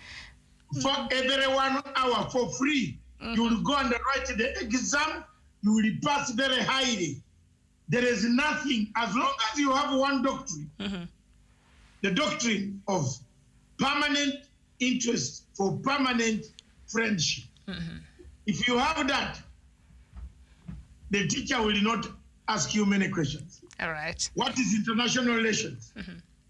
Is just this what we have just talked now? what Mr. Muhammad Faki is doing. Or not Is doing. international- What Mr. Muhammad Faki is not even doing. That, yeah. Not even doing. The guy is not No, doing he- much there. He has got his money. He has made his cash. Do you know that the Kofi Annan Foundation is the one that has sponsored? You know that Kofi Annan got money because he persuaded the man of Liberia, Taylor.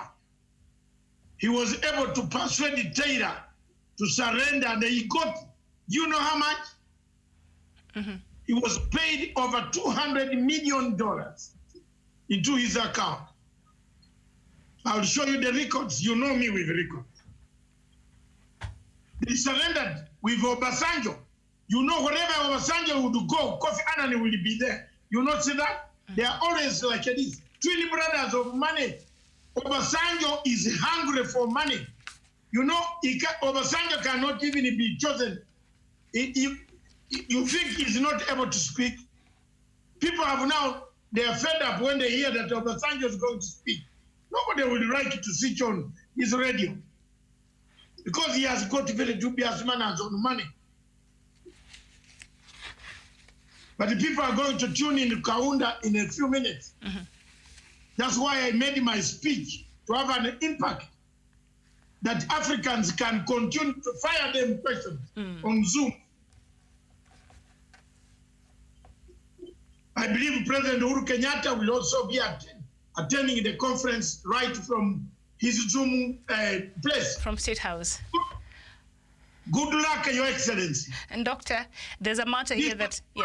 And for me, David Matanga, the one you see here, this son of soil, AU walked out of my heart. It is replaced with a vacuum. So we need, The cry we of need to killing- fill that vacuum. We need to fill that Yes, vacuum. the cry of killing Gaddafi Yes. and the cry of the stealing, corruption, the mistreatment of women at AU is filling the vacuum. So that is all. Anybody can say whatever, change the AU. All right, and there's something we've been trying, we looked at it and the matter of South Sudan, and we've seen some, I think South Sudanese, some of our viewers here are trying to, bringing up this matter. So maybe Adams Kozingwas a bit, I think you're answering to, one of the questions raised there earlier by Nyakwai Jing, who said that South Sudanese should be helped. They are facing really difficult times, especially the students across the globe. And you're saying that those leaders in South Sudan is the most corrupted. America have given them $3 million. Is it $3 million or 30 million? I think $3 million US dollars, and for COVID-19. But they have divided the money for themselves. The services never delivered to citizens of South Sudan. What do you mean? And Doctor, did you hear the cases there from South Sudan right now? 655 people have confirmed to have contracted COVID-19. 600? Yes, 655. The nearest hospital is in Khartoum or Nairobi. So let's pray for them. Miriam, do this, a prayer, a small one. Sorry. God help. God help us all. But Yes. our viewers here are saying the money has been given, but the leadership there has divided the No. money but between themselves. On the plane, They're not doing much. on the plane, as they were flying, they just started dividing it. The money? Hey, Okay. anyway, they decided to divide. Wewe utachukua hii, this one, you buy generators. Woohoo! Africa is Africa, mama. And Africa is Africa. And the numbers keep going up. And I remember the last time we checked, the bed capacity to hold the COVID-19 positive patients there in Juba was 24. And now with 655 cases, how is the country handling COVID-19 there? it will be interesting to see what is really happening there in South Sudan. I don't see Manuel Malual today. He usually has a 411 because he is in Juba there, so he usually gives us some information. But it will be interesting because they only had 24 beds capacity there, and right now we see the cases are 655. So I'm just assuming maybe they're not the dire cases. Maybe these are a lot of these are the ones who perhaps can self-isolate. Are they able to self-isolate? Do they have centers where people can go and quarantine and self-isolate? I don't know, but I'll look up some information and then we can talk about this tomorrow during the diaspora dispatches. You know, there is a problem now.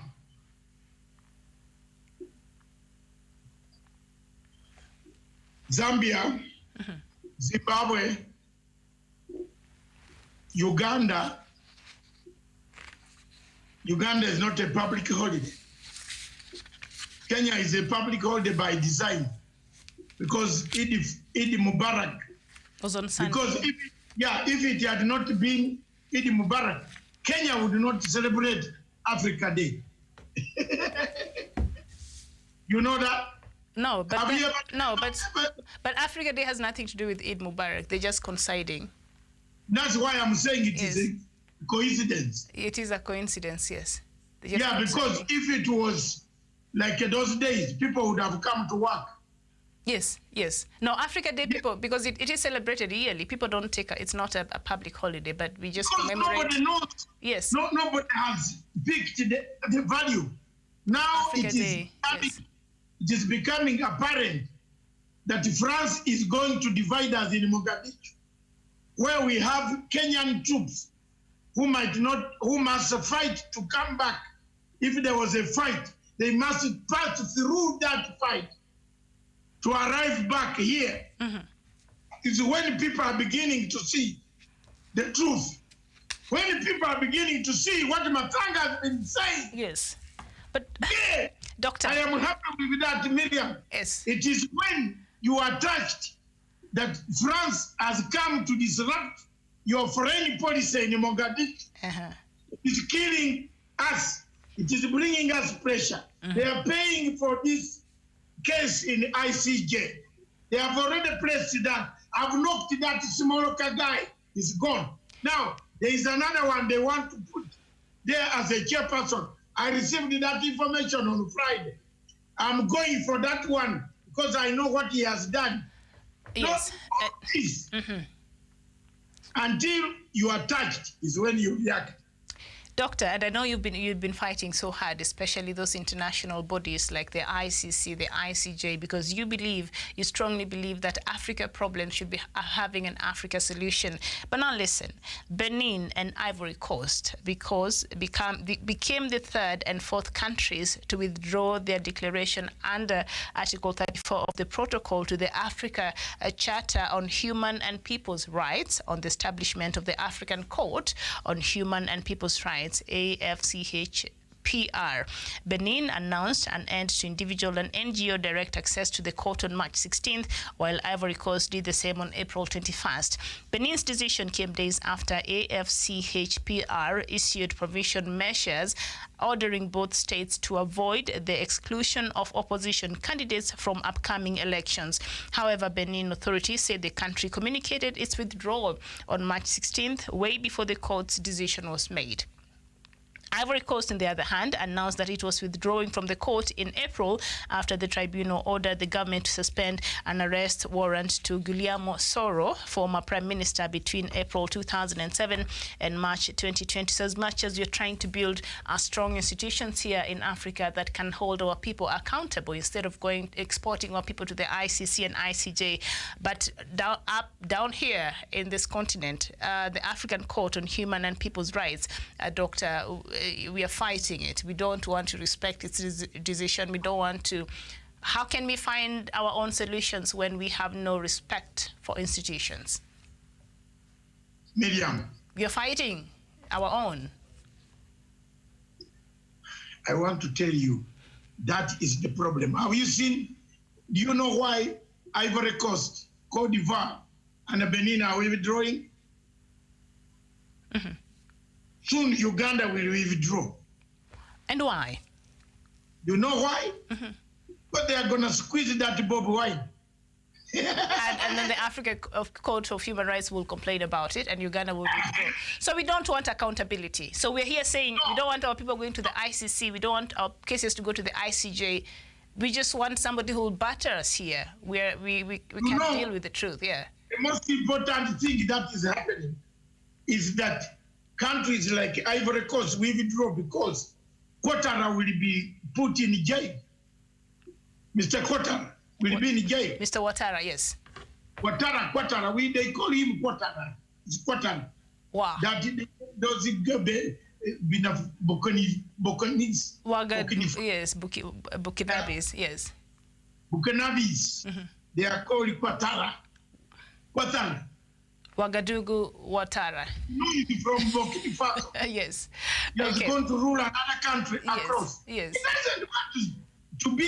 How can you sign for your own death? Because that court is going to catch him and take him there. Several countries in Africa will withdraw. I suspect my own country, Uganda, will withdraw. That will not surprise me. Doctor, is this not the court that President Uhuru Kenyatta gave its money? Yes. Is it? That's the court. Yeah. Kenyatta paid $1 million in cash. So that we can have Kenya our own. Yes. Kenya cannot withdraw because there are no political prisoners in Kenya. Yes. There's no political prisoner in Kenya. The prisoner who is in Kenya is a thief. A thief, a robber. The thief is not even in jail. The petty thieves are the ones in jail, and these other ones are still roaming around with Range Rovers. So. But the thief, the Range Rover, the one who has a half Range Rover one side, which has no tire.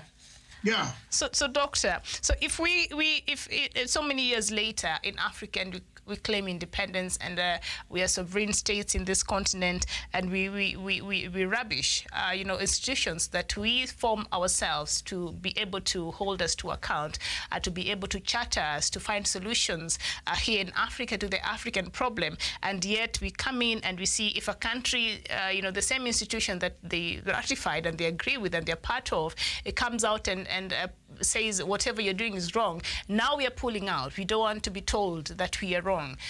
How can we build strong institutions that are accountable in this continent? And what is wrong with the African continent and its leadership?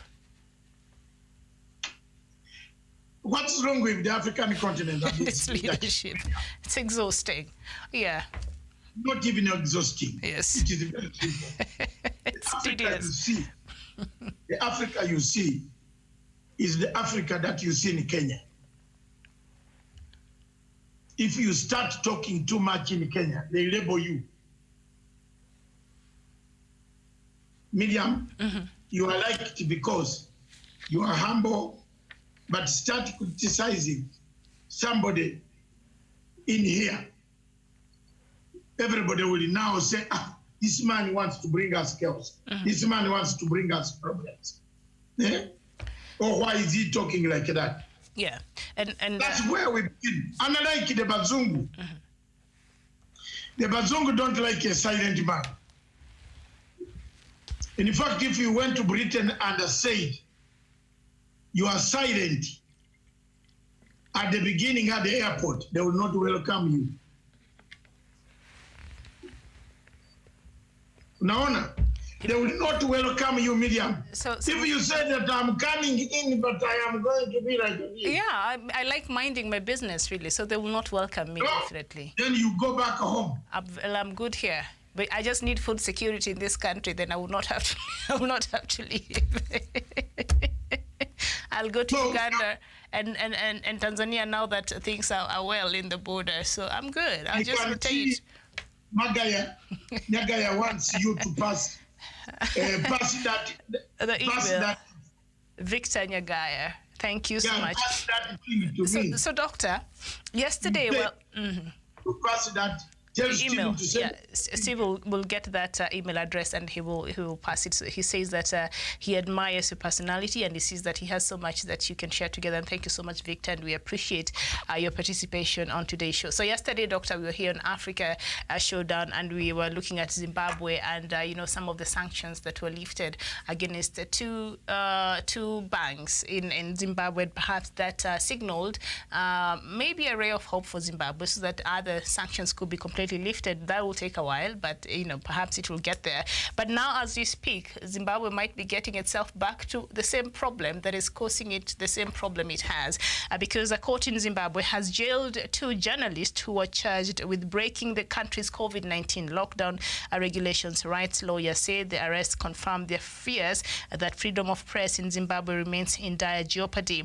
Now, these two, the two journalists broke the COVID-19 regulations when they entered a hospital to interview three members of the political opposition who were being treated for injuries sustained after being abducted and tortured by suspected security agents. So journalists went to a hospital to interview these people about what had happened. You remember the controversial abductions that happened. And now they've been arrested and charged with breaking the country's COVID-19 lockdown regulations. Journalists are free to move. Is Zimbabwe trying to get itself back to problems? If you have broken COVID regulation and you are traveling anywhere, journalists is an essential service. They're allowed to go anywhere. they have a purpose. Maybe they do. Some of the journalists are stringers for foreign agencies. Those ones did. Yes, those are stringers for foreign agencies. Yes. If you are caught with stringing for Sky News, when you don't have accreditation, you will not get out of Zimbabwe. Even when you go to Zimbabwe at the airport and it shows you are a journalist, they will ask you to fill a form, a special form, how many days and where you will be. That is the regulation of every country. Mm-hmm. You must have a card. When I took their journalists during elections, 7 of them, we had to get a special clearance in order to be there. You cannot be found with a camera lingering around Harare when you don't have a card. So some of them might be breaking the laws to condemn Zimbabwe. Mm. Yes. All right, and okay, now we're just doing the Africa news, but I'll not get full into it because it's just in line with the Africa Day today. We have to talk about Africa. And Chadema Party councillor Ali Bananga has moved to court to stop the East African Legislative Assembly from holding virtual video conferencing parliamentary sessions. On May 8th, the Somboteni ward councillor said that the move to conduct parliamentary business through virtual meetings was against the East Africa Legislative Assembly's rules of procedure. He argued that it was inappropriate for the Speaker of the EALA, MPs and ex-officials to conduct committee meetings and other sessions from different locations across the 6 partner states. He further submitted that the disputed virtual meetings contravened the rules by not having the usual speaker's procession and the mace in the House. And so this member has gone out and said we cannot have these parliamentary meetings on the virtual. Has he been seeing how the world has been operating since COVID-19? Or this Chadema party leader from Tanzania? Okay, he's from Tanzania, so... Yes, it's upside. Chadema is upside down. Yeah. In the party itself. So if they don't know whether COVID exists or not, Miriam, how can they know that the virtual meetings are very good? So, yeah, yeah. No, I'm trying to be quiet here, but okay. Yes. I'm still waiting for the numbers to move from 509. President Magufuli, please give us the statistics. He's close. Not. He's close. He knows they're waiting. All right. We're still waiting.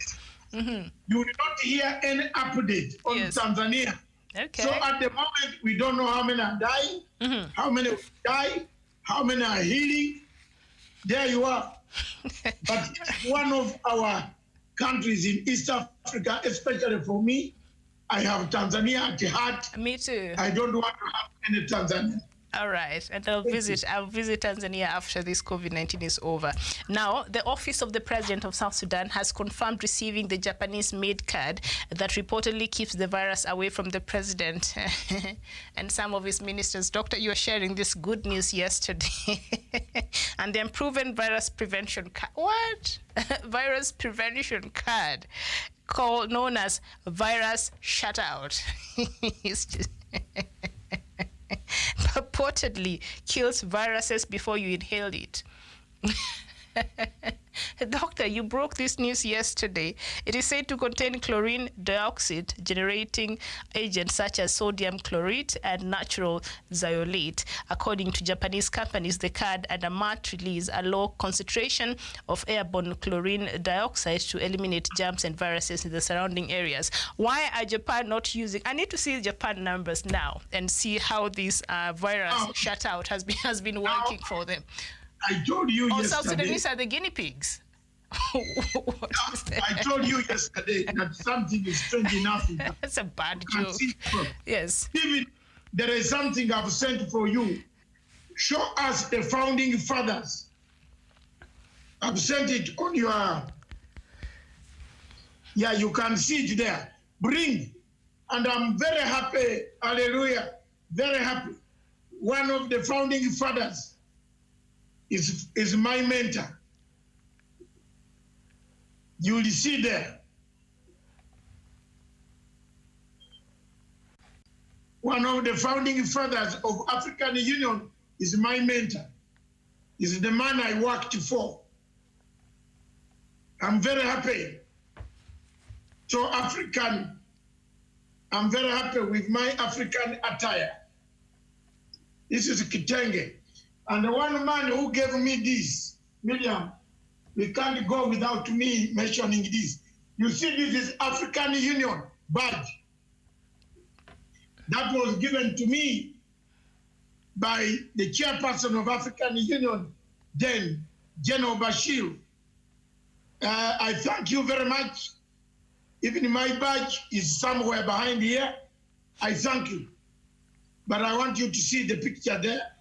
Then we can conclude. I told you there's a lot of drama, Baba. There's a lot of drama behind the scenes. Mm-hmm.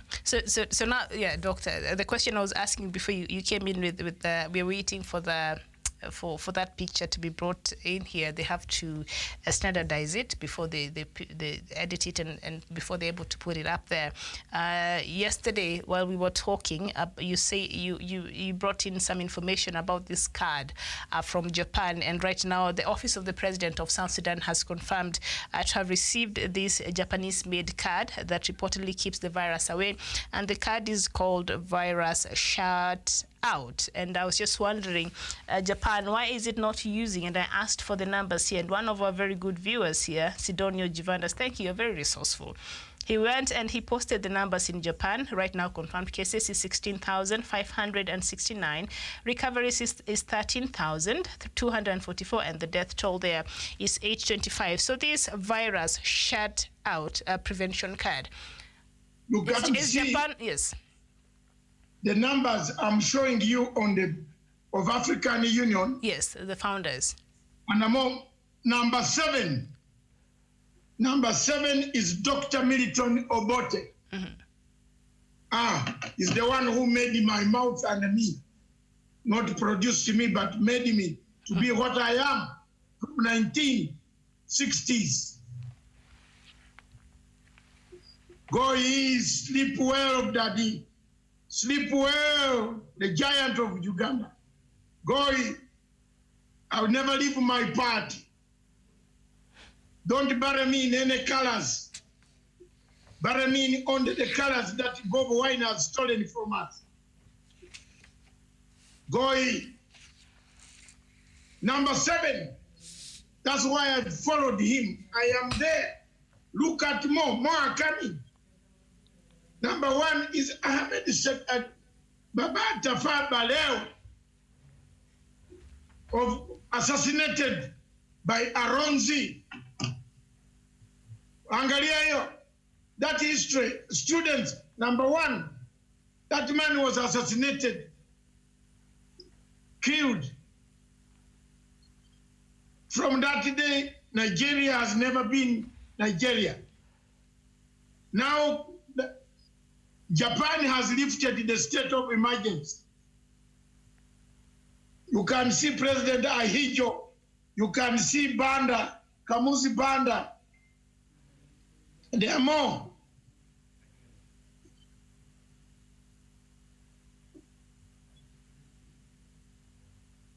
Selassie, Gabriel Nasa. Obote is number 7, Uganda. That's very good. My spirit, the spirit in Obote lies here. He's a Luo, I am a Bantu. We stand together and we stood together. Our nation did the best. Removed the tribalism, which I want to encourage President Museveni for having removed. Thank you very much. Continue to keep it going. No more tribalism in Uganda. You know it's a crime in Uganda if you went and said, Miriam, you were Mugisu, and the police is hearing, you will be arrested.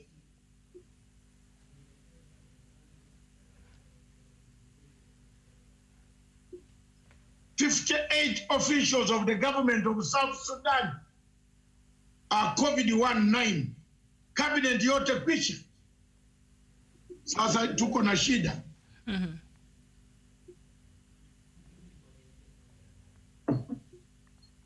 I'm drinking grapes in line with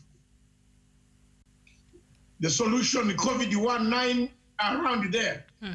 If South Sudanese can bring a card. That card was from Japan. So what I was wondering, my question was, Doctor, Japan, if it had this solution, yeah. Are they using South Sudan as a guinea pig? Why are they not using this card themselves? So they're using it, yes. You can now give me more credit that I'm a very good researcher. I told you there was a card flowing up. A card was flowing around Juba. That when you touch it like this, COVID-19 runs away. Even President Salva Kiir has been given one. He has confirmed receiving one, and the unproven virus prevention card is known as virus shutout. Walete to shut out to hapa Kenya, shut out. Do you think they're using South Sudan as a guinea pig? No, we are using South Sudan as a laboratory. Guinea pig is more confusing to just tell Africans a laboratory of experiments. Unaenda huko chemistry, unafanya sulfuric acid added by nitrogen, this will produce that. It blows up. Well, that card has chlorine dioxide and generating agents such as sodium chloride and natural zeolite. So apparently, a MAT releases a low concentration of airborne chlorine dioxide to eliminate germs and viruses in the surrounding air. Why is Japan using it? I'll find out if Japan is using that, because they could not be having these high numbers there, 16,000, over 16,000 number of infections. And why is it that they've brought that card to South Sudan? And President Salva Kiir is apparently having several, not one. He has several. I'm sure he's the head of state. They give him and the rest of the people close to him. I'm sure.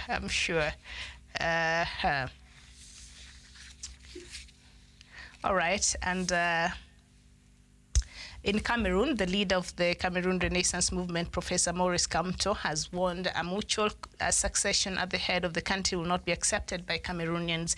Cameroonians President Paul Biya is the second year of his 7-year mandate. He is in his second of the 7-year mandate. He picked up at the October 2018 presidential polls, though Maurice Kamto, who was declared runner-up by the Constitutional Council, continues to dispute the results. Kamto tweeted late on Saturday evening, warning of any foul play in succession of the helm of the country. It is, however, not clear why Kamto issued such warning, given that the head of state was last seen live on state television on May 19th as he addressed Cameroonians. From what I gather here, Paul Biya is trying to put somebody at the helm of succession, but I mean, Paul Biya has not come out and said, okay, now I'm tired.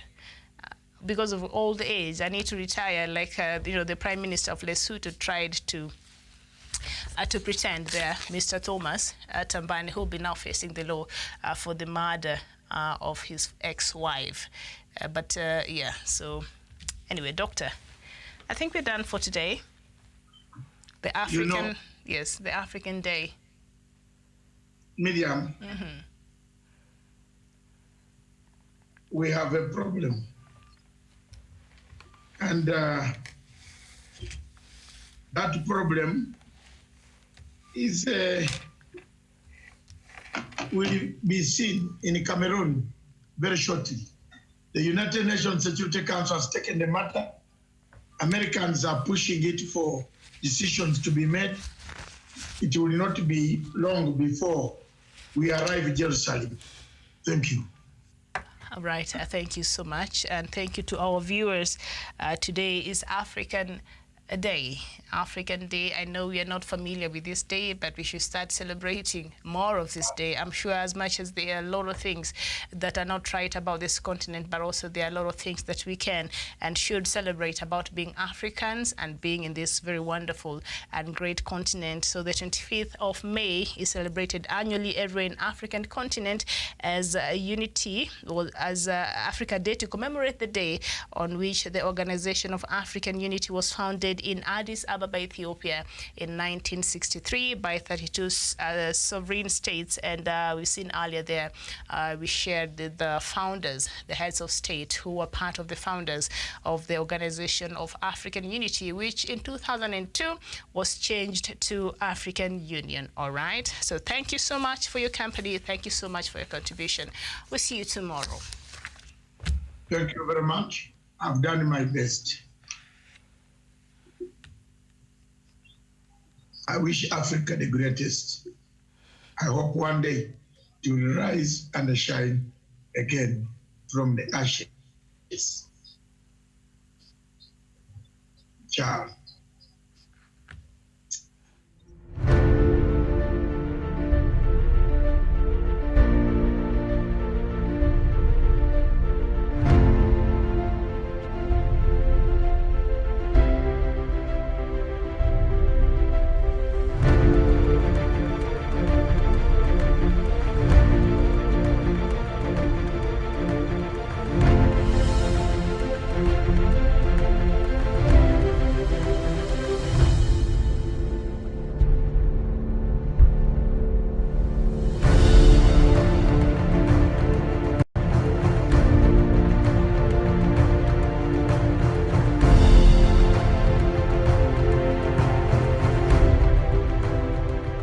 Peace must be our goal and our guide. And all that we strive for as a human family, dignity and hope, progress and prosperity, depends on peace. But peace depends on us.